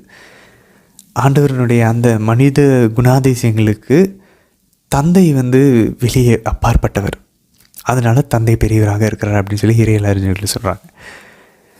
சரி, 30வது வசனம் பாருங்க. ஏனெனில் இவ்வுலகின் தலைவன் வந்து கொண்டு இருக்கிறான், அவனுக்கு என்மேல் அதிகாரம் இல்லை. ஆண்டவர் ஏற்கனவே 12ஆம் அதிகாரத்தில் பார்த்தோம், இவ்வுலகின் தலைவன் துரத்தப்பட வேண்டிய நேரம் வந்துருச்சு. ஸோ அவன் வந்துக்கிட்டு இருக்கான். ஸோ அவன் நினச்சி கூட பார்க்கல, ஓகே இவரை நம்ம கொன்னுட்டோம் முடிஞ்சுன்னு. ஆனால் ஆண்டவர் கொன்னதுலேருந்து தான் இந்த உலகத்துக்கு மீட்பு தருவார்னு அவன் நினச்சி கூட பார்த்துருக்க மாட்டான். அது பாருங்களேன், உலகத்தில் இருக்க மிகப்பெரிய ஒரு கொடூரமான ஒரு கொலை இந்த உலகத்தின் மீட்புக்கு அது வழிவகுத்துச்சு. நம்மளுடைய கடந்த காலத்தின் காயங்கள், நம்மளுடைய முட்டாள்தனமான செயல்கள், பாவத்தின் அடிமைத்தனங்கள், நம்ம எடுத்த தவறான முடிவுகள், நமக்கு நடக்கக்கூடாத ஒரு அநியாயங்கள், ரோமியர் நம்ம ஏற்கனவே வாசிக்கிறோம் 1ஆம் அதிகாரம் 28ஆம் வசனத்தில், ஆண்டவரை அன்பு கூறுபவர்களுக்கு இது எல்லாவற்றையும் அவர் நன்மைக்கு எதுவாய் மாற்றுவார். அவர் எல்லாவற்றையும் ஒத்துழைச்சு அதை நன்மைக்கு எதுவாய் மாற்றுவார். ஆனால் நம்ம ஆண்டவர் அன்பு செய்கிறவங்களா இருக்கணும். ஆண்டவர் அன்பு செய்கிறதுனா என்ன? அவர் கட்டளைகளை கடைப்பிடிக்கிறவங்களா, அவர் அன்பு செய்கிறவங்களா இருந்துட்டோன்னா ஆண்டவர் எல்லாத்தையும் நன்மைக்கு எதுவும், நம்மளுடைய கடந்த அநியாயங்கள், பாவ அடிமைத்தனங்கள், முட்டாள்தனங்களை கூட ஆண்டவர் இப்போ உண்மையாலுமே அதை நம்ம பார்க்க முடியும். இது ஏதோ சும்மா ஒரு பயசான ஒரு ஆறுதலுக்காக சொல்லலை. இதுக்கு பர்சனலாக நாங்களுமே கூட அதுக்கு சாட்சி. எங்களோட வாழ்விலுமே நடந்த கடந்த காலத்தின் அந்த முட்டாள்தனமான விஷயங்கள் எல்லாத்தையும் ஆண்டவர் இப்போ நன்மைக்காக மாற்றிக்கிட்டு இருக்காரு. ஆனால் அது அவர்கிட்ட சரண்டரானா மட்டும்தான். நிறைய பேர் பாருங்களேன், அந்த காயத்தோடையே கடவுள்கிட்ட கொடுக்காம வாழ்வாங்க. திரும்பவும் அந்த காயத்தினால ரியாக்ட் ஆகி பிரச்சனையை கொண்டு வந்துக்கிட்டே இருப்பாங்க. பிரச்சனை மேலே பிரச்சனை, முறிவுகள் மேலே முறிவுகள், தடைகள் மேலே தடைகள், பாவங்கள் மேலே பாவங்கள், நோய்கள் மேலே நோய்கள். ஆனால் அதை ஆண்டவர்கிட்ட கொடுத்துன்னு வச்சுக்கோங்களேன், அதை எடுத்து இப்போ அதுக்கு ஏற்ற ஒரு ஞானத்தை கொடுப்பாரு. இப்போ அதுக்கேற்ற ஒரு மெச்சூரிட்டி அதிலேருந்து எடுத்து கொடுக்குறாரு. அதிலேருந்து நிறைய நன்மைகளை கொண்டு வந்துக்கிட்டு இருக்காரு. பட் ஆனால் அதை செஞ்சதெல்லாம் கரெக்டுன்னு சொல்ல வரல, அதெல்லாம் தப்பு நம்மளோட கடந்த காலத்தில். பட் ஆனால் அதை நன்மைக்கு எதுவாக மாற்றுகிறார். ஸோ அதனால தான் அந்த இவ்வுலக தலைவன் நினச்சி கூட பார்க்கல, இவ்வளோ மோசமான இவன் பாவத்தில் விழுந்துட்டான், இவன் காலி, கடவுள் இவனை சபிச்சிருவார்னு நினச்சோம். ஆனால் அந்த பாவத்தையே எடுத்து இவனை பயன்படுத்துகிறாரே கடவுள், இப்போ இவனை உடைச்ச இடத்துலையே இவனை ஒட்டு சேர்த்து அவனை பயன்படுத்துகிறாரே அப்படின்னு சொல்லி சாத்தான் நினச்சி கூட பார்க்க மாட்டான். ஆண்டவருடைய வாழ்க்கையிலையும் அவன் நினச்சி பார்க்கல, நம்மளுடைய வாழ்க்கையை அவன் நினச்சி பார்க்க மாட்டான். சரி, அடுத்து நம்ம அப்படியே 15ஆம் அதிகாரத்துக்கு போடுவோம். ஆண்டவர் சொல்கிறார், நானே திராட்சை கொடி, என்னில் இணைந்திருங்க அப்படின்னு சொல்கிறார். ஸோ பழைய ஏற்பாட்டில் நம்ம ஏற்கனவே பார்க்கோம், திருப்பாடல் 80ஆம் அதிகாரம் 8 to 16 வசனங்கள், எசாயா 5ஆம் அதிகாரம் 17ஆம் வசனம், 27ஆம் அதிகாரம் 2 to 6, எரேமியா 2:21.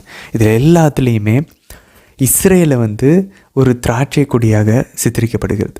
ஆண்டவர் யாவே இறைவன், தந்தையம் இறைவன் நட்டு வச்ச திராட்சை செடியாக. ஸோ ஆண்டவர் இங்கே என்ன பண்ணுகிறார், நானே திராட்சை கொடின்னு சொல்லும்போது அவரை புதிய இஸ்ரேலாக, ஆண்டவரை ஏமாற்றிக்கிட்டே இருக்கு பாருங்கள், ஆண்டவரை காயப்படுத்திக்கிட்டே இருக்கேன் அந்த பழைய ஏற்பாட்டின் இஸ்ரேல் மக்கள், அவங்கள மாதிரி எல்லாம் இல்லாமல் புதிய இஸ்ரேலாக, புதிய தலைமகனாக ஆண்டவர் இயேசு வந்திருக்கிறார். இப்போ இந்த திராட்சை கொடியில் அவரை நம்புகிறவர்கள் எல்லாமே ஒட்டு போடப்படுகிறார்கள்.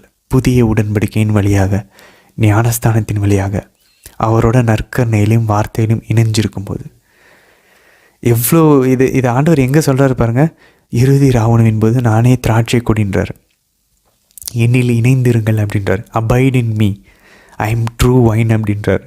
இதே என்னில் இணைந்திருங்கள் எங்கே சொன்னார்? யோவான் நற்செய்தி 6ஆம் அதிகாரத்தில் நற்கருணையை பற்றி பேசும்போது சொல்கிறார், என்னில் இணைந்திருங்கள், நானே வாழ்வு தரும் உணவு, அபைட் இன் மீ. அவர் நற்கருணை பேசும்போது என்னில் இணைந்திருங்கள்ன்றார். இங்கே திராட்சை கொடியை பற்றி இறுதி ராவணவின் போது என்னில் இணைந்திருங்கன்றார். சீடர்களுக்கு தெளிவாக புரிஞ்சிருக்கும், ஆண்டவரில் இணைஞ்சிருப்பது அப்படின்றது அப்பத்திலும் ரசத்திலும் அவருடைய உடலிலும் இரத்தத்திலும் பங்கு கொள்ளும்போது. அதே போல் என் வார்த்தை உங்களில் இருந்தால், நீங்கள் என்னுள்ளே இருந்தால் அதுவும் இருக்குது.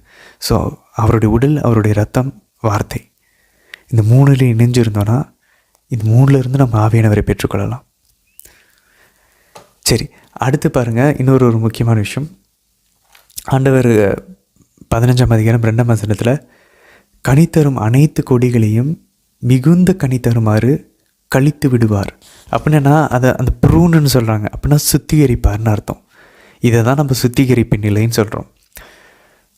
3ஆம் வசனத்தில் பாருங்கள், நான் சொன்ன வார்த்தைகளினால் நீங்கள் ஏற்கனவே தூய்மையாக இருக்கிறீர்கள், இதே வார்த்தை தான், தூய்மைன்ற வார்த்தை தான் அங்கே சொல்கிறார். கனி தராத எல்லா கொடிகளையும் கழித்து விடுவார் என் தந்தைன்னு சொல்கிற இடத்துல தூய்மைப்படுத்தி விடுவார்ன்றார். So he's sanctifying, he's pruning, he's cleansing. அவர் நம்மை தூய்மைப்படுத்துவாராம். எதுக்கு இதை தான் நம்ம இந்த தூய்மை என்ன சொல்கிறாங்கன்னா, இறையிலைஞர்கள் ஒரு அப்பாவாக இருந்து நம்மை டிசிப்ளின் பண்ணுறார், ஒழுங்குபடுத்துவார். கஷ்டமாக தான் இருக்கும் நமக்கு ஒரு சில விஷயங்கள், ஆனால் அந்த ஒரு சில முட்கள் தான் நம்மை தூய்மைப்படுத்துது, நம்ம கனி தர வச்சுக்கிட்டு இருக்கு. நம்ம ஆண்டவரோடு இணைஞ்சு தான் இருக்கிறோம். ஸோ அதனால தான் ஆண்டவர் சொல்கிறார் புனித பேதுரு பார்த்து, நீங்கள் ஏற்கனவே தூய்மையாக இருக்கிறீங்க. எப்படி? அவருடைய வார்த்தைகள்னால. சரி, அடுத்து பாருங்கள் 6ஆம் வசனத்தில், யோவான் 15:6, நம்ம அவரோட இணைந்து இல்லைன்னா நம்ம வீக் ஆயிடுவோம். ஸோ எசேக்கியேல் இறைவாக்கினர் இதே தான் அப்போது எருசலேமில் இருந்தவர்கள்கிட்ட சொல்கிறார். நீங்கள் கனி தர மாட்டேங்கிறீங்க, நீங்கள் அதை நீங்கள் வெட்டி நெருப்பில் எரியப்படுவீங்க தீர்ப்பின் போது அப்படின்னு சொல்லி எசேக்கியேல் இறைவாக்கினர் எசேக்கியேல் 15:18 கூறுகிறார். நீங்கள் இந்த திராட்சை கொடியிலேருந்து வெட்டப்பட்டு நீங்கள் எரிக்கப்படுவீங்க, நெருப்பில் போடப்படுவீங்க அப்படின்னு சொல்லி இதை எடுத்து ஆண்டவர் கூறுகிறார். என்னால் இணையாதவங்க எல்லாம் இந்த மாதிரி நெருப்பில், அதாவது நரகத்துக்கு போயிடுவாங்க அப்படின்னு சொல்லி. ஆண்டவரோடு இணைஞ்சிருக்கிறவங்க மிகுந்த கனி தருமாறு ஆண்டவர் அவர்களை சுத்திகரிப்பார். சரி, 17ஆம் வசனத்தில் பாருங்கள், நம்ம ஏற்கனவே பார்த்தோம், அவர் நமக்குள்ளே நம்ம அவருக்குள்ளே, நம்ம 2 பேரும் நம்மளும் ஆண்டவர் இயேசுவும் தந்தைக்குள்ளே இருக்கணும். இப்போ லைட்டாக சேஞ்ச் பண்ணி சொல்கிறாரு பாருங்க, நம்ம அவருக்குள்ளேயும் அவருடைய வார்த்தை நமக்குள்ளேயும். அப்போது அவர் பெயரால் எதை கேட்டாலும் நடக்கும். ஸோ நம்ம ஆண்டவர் இயேசுவின் பெயரால் ஏதோ சும்மா கேட்டுலாம் நம்ம, அது ஒரு மேஜிக் கிடையாது. ஆண்டவருடைய இயேசுவின் பெயரால் நம்ம கேட்குறோம் அப்படின்னா அவருடைய வார்த்தை நமக்குள்ளே இருக்கணும். புனித யோவானுடைய கடிதத்தில் நம்ம பார்ப்போம், அவரோட வார்த்தை உள்ளே இருந்துச்சுன்னா நம்ம ஸ்ட்ராங்காக இருப்போமா, சாத்தானை எதிர்கொள்வோமா. இது எனக்கு ஒரு ஐ ஓப்பனிங் ஸ்டேட்மெண்ட்டாக இருக்குது, என் கண்களை திறக்கக்கூடிய ஒரு வார்த்தையாக இருக்குது. நம்ம நிறைய நேரத்தில் குழம்பி போயிடுறோம், உலகத்தை பார்த்து விசுவாசத்தை இழந்து போயிடுறோம், சோதனைக்குள்ளாக்கப்படுகிறோம். ஏன்னா உலகத்தை ஃபேஸ் பண்ணும்போது நமக்குள்ளே இருக்கிற வார்த்தையை ஆவியானவர் நினைவூட்டணும். அவர் நினைவூட்டணும்னா முதல்ல வார்த்தை உள்ளே நம்ம மனப்பாடம் பண்ணி வச்சுருக்கணும். அப்போ தான் ஆவியானவர் அதுலேருந்து எடுத்து நினைவூட்ட முடியும். ஸோ வார்த்தை நமக்குள்ளே இருந்துச்சுன்னா ஸ்ட்ராங்காக இருப்போம், தீயோனை நம்ம வென்று விடுவோம். உலகம் வந்தாலும் சரி, உடல் வந்தாலும் சரி. ஸோ முடிஞ்சளவு நம்ம பைபிளை மனப்பாடம் பண்ண ட்ரை பண்ணுவோம். அட்லீஸ்ட் நம்ம யோவான் நற்செய்தியிலேருந்து ஆரம்பிக்கலாம். யோவான் நற்செய்தி முதல் அதிகாரத்துலேருந்து ஒரு நாளைக்கு ஒரு 10 வசனத்தை எடுத்து மனப்பாடம் பண்ணணும். அடுத்த நாள் அடுத்த 10 வசனம், முதல் 10 வசனத்தை ஞாபகப்படுத்தி சொல்லி பார்த்துட்டு திரும்ப அடுத்த 10 வசனத்துக்கு போகணும். இப்படியே டெய்லி, ஒரு சில நாள் விட்டுருவோம், திரும்பவும் தொடர்ந்து சொல்ல ஆரம்பித்து அப்படியே கண்டினியூ பண்ணிக்கிட்டே இருந்தோன்னா அழகாக முடிச்சிடலாம். யோவான் நற்செய்தி ஃபுல்லாக நமக்கு மனசார தெரிஞ்சுன்னா யோசிச்சு பாருங்களேன், ஆண்டவரின் இதய துடிப்பும் நம்மளுடைய இதய துடிப்பும் ஒன்றாயிரும். சரி, 15ஆம் அதிகாரம் யோவான் நற்செய்தி 8ஆம் வசனத்தில் பாருங்கள், நீங்கள் மிகுந்த கனி தந்து என் சீடராக இருப்பதே என் தந்தைக்கு மாட்சி அளிக்கும். ஸோ கடவுளை மாட்சிப்படுத்தணும் அப்படின்னா நம்ம கனியை தரணும். கடவுளை அன்பு செய்யணும்னா அவர் கட்டளைகளை கடைபிடிக்கணும். எவ்வளோ அழகாக யோவான் நமக்கு கற்றுத்தராரு பாருங்களேன். ஸோ ஆண்டவரை கைத்தட்டி பாடுவது, அவரை புகழ்வது, okay, we are praising him. ஆனால் அவரை மாற்றிப்படுத்தணும், அவரை க்ளோரிஃபை பண்ணணும்னா கனிகள் தரணும். என்ன கனிகள்? கலாத்தியர் 5ஆம் அதிகாரம் 22லேருந்து 23 9 கனிகள் இருக்குது. ஆனால் தூய ஆவியின் கனியோ அன்பு, மகிழ்ச்சி, அமைதி, பொறுமை, பரிவு, நன்னயம், நம்பிக்கை, கனிவு, தன்னடக்கம். இவை இருக்கும் இடத்துல திருச்சட்டமே தேவையில்லை. ஏன்னா இதெல்லாம் இருந்துச்சுன்னா திருச்சட்டத்தை கடைபிடிக்கணும்னு அர்த்தம்.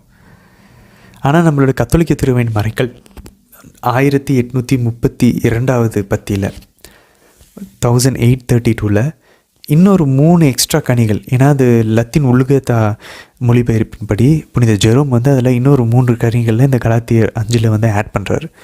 என்னது? தாராள உள்ளம், நிதானம், மாடஸ்டி, அதுக்கப்புறம் சாஸ்டிட்டி, கற்பு. ஸோ ஜெனராசிட்டி, மாடஸ்டி, சாஸ்டிட்டி, தாராள உள்ளம், கற்பு, அதுக்கப்புறம் நிதானம். இந்த 3ஐயும் நாகரிகம்னு கூட சொல்லலாம், நாகரிகமாக நடந்து கொள்வது. ஸோ இது 3ஐயும் அவர் சேர்க்கறதுனால மொத்தம் 9 + 3 12 கனிகள் நம்ம திருச்சபை நம்ம கற்றுத்தருகிறது. இந்த கனிகள் ஆண்டவர் அதெல்லாம் சொல்ல, ஒரு மரம் நல்ல மரமானு அதில் சொல்லி அதை கனிகளை பாருங்கள் அப்படின்னு சொல்லி. ஆண்டவர் இயேசு கனினா மாதா நல்ல மரம், மாதாவினுடைய திருவயிற்றின் கனி தான் ஆண்டவர் இயேசு. ஸோ அதே போல் நம்மளுடைய கனிகள் இதெல்லாம் வெளிப்பட்டுச்சுன்னா நமக்குள்ள ஆவினவர் இருக்கிறான்னு அர்த்தம். அப்போ நம்ம தந்தையை மகிமைப்படுத்தணும் அர்த்தம். ஸோ இது வந்து சும்மா வந்துடாது. ஜெபிக்கணும், உடலை வருத்தணும், நிறையா நம்மளே நம்ம ஒழுங்குபடுத்தணும், ஒழுக்கமாக இருக்கணும். அப்போ தான் இந்த கனிகளை நம்ம கொஞ்சம் கொஞ்சமாக ஆண்டவர் நம்மை சுத்திகரிக்க விடணும். தந்தையை நம்ம வந்து சுத்திகரிக்க விடணும். அவர் சுத்திகரிக்க ஆரம்பித்தார்னா இந்த கனிகளை தர ஆரம்பிப்போம். இது எல்லாத்தை விட ஆண்டவர் ரொம்ப அழகாக சொல்கிறார் பாருங்க. யோவான் 15:9 என் அன்பில் நிலைத்திருங்கள், அபைட் இன் மை லவ். இது தாங்க ரெஸ்ட்டு. இது தான் புனித யோவான் அந்த இறுதி ராவணும் என்பது அழகாக ஆண்டவருடைய இதயத்தில் சாய்ந்து கொண்டிருந்தார். ஆண்டவருடைய நெஞ்சில் சாஞ்சிட்டு இருந்தார். ஆண்டவருடைய இதயத்தில் இருந்தோன்னா அதுதான் இலைப்பாறுதல். புனித அகஸ்தினார் சொல்வார், என்னுடைய ஆன்மா உண்மையில் இலைப்பாராமல் எதிலையுமே இலைப்பாராது. My soul will not rest until it rests in you. நம்ம அதை எங்கெங்கேயோ அந்த இலைப்பாறுதலை தேடி அலைஞ்சிக்கிட்டு இருக்கோம். உடலின் இன்பங்களில், சாப்பாட்டில், இச்சையில், பதவியில் பெருசாக அச்சீவ் பண்ணணும்னு சொல்லி, அதிகாரத்தில், பணத்தில், இது எதுவுமே நமக்கு கடைசியாக நம்மளை ஏமாத்துது. உறவுகள் ஏமாத்துது. அவரோட அன்பில் நிலைத்திருக்க வேண்டும். அவரோட அன்பு, அவருடைய இதயம் சேஃபான இடம். அந்த இதயத்துக்கு போக தெரியலையா, பிரச்சனையே இல்லை. கண்ணை மூடிட்டு ஜெபமாலை அந்த ஒரு டார்கெட்டை வச்சுட்டு ஜெபமாலை ஜெபிக்க ஆரம்பிப்போம். இதை டார்கெட்டை வச்சு ஜெபமாலை ஜெபிச்சோன்னா மாதா உதவுவாங்க. நம்ம சுயநலத்துக்கு ஜெபமாலை ஜெபிச்சோன்னா ஜெபிச்சுக்கிட்டு தான் இருப்போம், எந்த ஒரு மாற்றத்தையும் பார்க்க மாட்டோம். ஆனால் அவருடைய இதயத்துக்குள்ளே எங்களை கொண்டு போங்கம்மான்னு சொல்லி ஜெபமாலை ஜெபிச்சோன்னா மாதா சும்மாவே இருக்க மாட்டாங்க. ஏன்னா அவங்க இதயத்துக்குள்ளே தான் மாதாவே இருக்காங்க. மாதாவோட இதயத்துக்குள்ளே தான் அவர் இருக்கார். நம்ம ஆண்டவருடைய இதயத்தை தேடி போனோம்னா அது மாதாவோட இதயமாக தான் இருக்கும். மாதாவோட இதயத்துக்குள்ளே தான் ஆண்டவர் இருக்கிறார். ஸோ இதுதான் டபுள் யூனியன் அப்படின்னு சொல்கிறாங்க. டபுள் யூனியன், ரெட்டிப்பான ஒன்றிப்பு. மாதாவை தேடினோன்னா ஆண்டவர் இயேசுவை நமக்கே தெரியாமல் அவரோட இணைஞ்சிருவோம். அந்த திராட்சை கொடியோடு நம்ம இணைச்சிருவாங்க மாதா. சரி, அதுக்கப்புறம் 13ஆம் வசனத்தை பாருங்க. ஆண்டவர் இதுதான் பெரிய அன்புன்னு சொல்லி அன்புக்கு டெஃபினேஷன் கொடுக்குறாரு. ஒரு நம்மளுடைய நண்பருக்காக உயிரையே கொடுப்பது. ஸோ நம்மளுடைய கல்யாண வாழ்க்கையில் அம்மா அப்பா கிட்ட, குழந்தைங்கிட்ட, ஃப்ரெண்ட்ஸ் கிட்ட நம்ம பண்ணுற ஒரே ஒரு பிரச்சனை எதிர்பார்ப்பது. ஆண்டவர் சொல்லுகிறாரு, நீ கொடு, தியாகம் செய், கிவிங் அண்ட் சாக்ரிஃபைசிங். அப்போ உண்மையான அன்புனா சிலுவையை தான் பார்க்கணும். கொடுப்பது, சாக்ரிஃபைஸ் பண்ணுறது, மற்றவங்களுக்கு செய்கிறது, கொடுக்கறது, தாரை வாத்து கொடுப்பது தான் அன்பு. அவங்க என்னை பார்த்துக்கணும், அவங்க எனக்கு செய்யணும், இப்படி எக்ஸ்பெக்ட் பண்ண ஆரம்பிக்கிறதுனால தான் நம்மளுடைய வாழ்க்கையில் நம்ம அமைதி இழந்திருக்கிறோம். ஆண்டவர் தெளிவாக நம்ம கற்றுத்தருகிறார், நீ கொடு, எதையுமே எதிர்பார்க்காத, நிம்மதியாக இருப்பேன். ஆண்டவர் சொல்ல பாருங்கள் 10ஆம் வசனத்தில், உங்கள் மகிழ்ச்சி என்னுடைய மகிழ்ச்சி உங்களில் இருக்கும், உங்கள் மகிழ்ச்சி நிறைவாக இருக்கும். நான் வந்தேன், நான் உலகு வாழ்வு கொடுப்பதற்கும் அந்த வாழ்வை கம்ப்ளீட்டாக நிறைவாக கொடுப்பதற்கும் ஆண்டவர் வந்திருக்கார். ஸோ நம்ம சந்தோஷமாக இருக்கணும் அப்படின்னா அவரை போல் சாக்ரிஃபைஸ் பண்ண ஆரம்பிக்கணும். அதில் ஒரு சந்தோஷம் வரும் பாருங்க, அது இந்த உலகம் கொடுக்கக்கூடிய அமைதி இல்லை. அவர் அதான் சொல்கிறார், நான் டோட்டலாக வேறு ஒரு அமைதியை தருவேன். அது வந்து எந்த பொருளிலையும் இருக்காது, எந்த ஒரு நபர்லையும் இருக்காது. எதுவும் இல்லைனாலும் மகிழ்ச்சியாக இருப்பாங்க. அதுதான் புனிதர்கள். கேன்சர் வந்தப்போ கூட சந்தோஷமாக இருந்தாங்க. புனிதர்களால் அப்படி இருக்க முடிஞ்சு. ஏன்னா அவங்க அந்த இலைப்பாறுதலுக்குள்ளே போயிட்டாங்க. அவங்க ஆண்டவரோட அன்பில் நிலைத்திருக்கிறாங்க, அவருடைய இதயத்தில் இருக்காங்க. சரி, அடுத்து பாருங்கள் 14ஆம் வசனத்தில், நான் இனி உங்களை நண்பர்கள்னு கூப்பிடுன்னு சொல்கிறார். பைபிளில் வேறு யாரை நண்பராக ஆண்டவர் கூப்பிட்ருக்காருன்னா ஆபிரகாம். இதை நம்ம வந்து 2 நாளாகமும் 20ஆம் அதிகாரம் 7ஆம் வசனத்திலும் எஸ்ஐயா 41:8 பார்க்குறோம். விசுவசித்த ஆபிரகாமை ஆண்டவர் நண்பர்னு கூப்பிட்டார். இங்கே ஆண்டவர் இயேசுவை விசுவசித்த சீடர்களை 12 பேரை நண்பர்கள்னு கூப்பிட்றாரு. அடுத்து 19ஆம் வசனத்தில் பாருங்கள், நீங்கள் உலகை சார்ந்தவர்களாக இருந்திருந்தால் தனக்கு சொந்தமானவர்கள் என்னும் முறையில் உலகு உங்களிடம் அன்பு செலுத்தியிருக்கும். நான் உங்களை உலகிலிருந்து தேர்ந்தெடுத்து விட்டேன். I have chosen out of the world அப்படின்றார். உங்களை உலகத்திலிருந்து தேர்ந்து எடுத்துட்டேன்றார். இதை வந்து நம்ம வந்து கான்சக்ரேட் பண்ண மாதிரி, அர்ப்பணிக்கப்பட்டவர்கள் மாதிரி. நீங்கள் உலகை சார்ந்தவர்கள் அல்ல, எனவே உலகு உங்களை வெறுக்கிறது. இஸ்ரேல் மக்கள் எப்படி உலகிலிருந்து ஆண்டவர் தேர்ந்தெடுத்தாரோ பழைய ஏற்பாட்டில், அதே போல் புதிய இஸ்ரேல் ஆகிய நம்மை, ஆண்டவர் தான் புதிய இஸ்ரேல், இப்போ அவருடைய உடலாக நம்மளாம் இணைஞ்சிட்டோம், நம்மை ஆண்டவர் தேர்ந்தெடுக்கிறார். ஸோ நம்ம இந்த உலகத்தின் படி நம்ம பேலன்ஸ் பண்ண ட்ரை பண்ணி தான் நம்ம ரெண்டையும் கோட்டை விட்டுட்ருக்கோம்.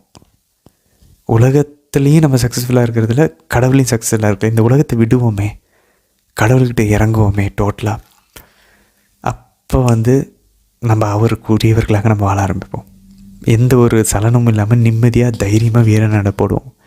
ஸோ அதுக்கெலாம் ஒரு ப்ராசஸ் இருக்குது. இது உடனே நடக்கும் நானும் சொல்ல வரல, எல்லாருமே பயணித்து கொண்டு தான் இருக்கிறோம். பட் ஸ்டெப்பாக போவோம். கிட்ட நெருங்கி உலகத்தை விடுறதுக்கு முயற்சிப்போம், உடலின் ஆசைகளை விடுறதுக்கு முயற்சிப்போம்.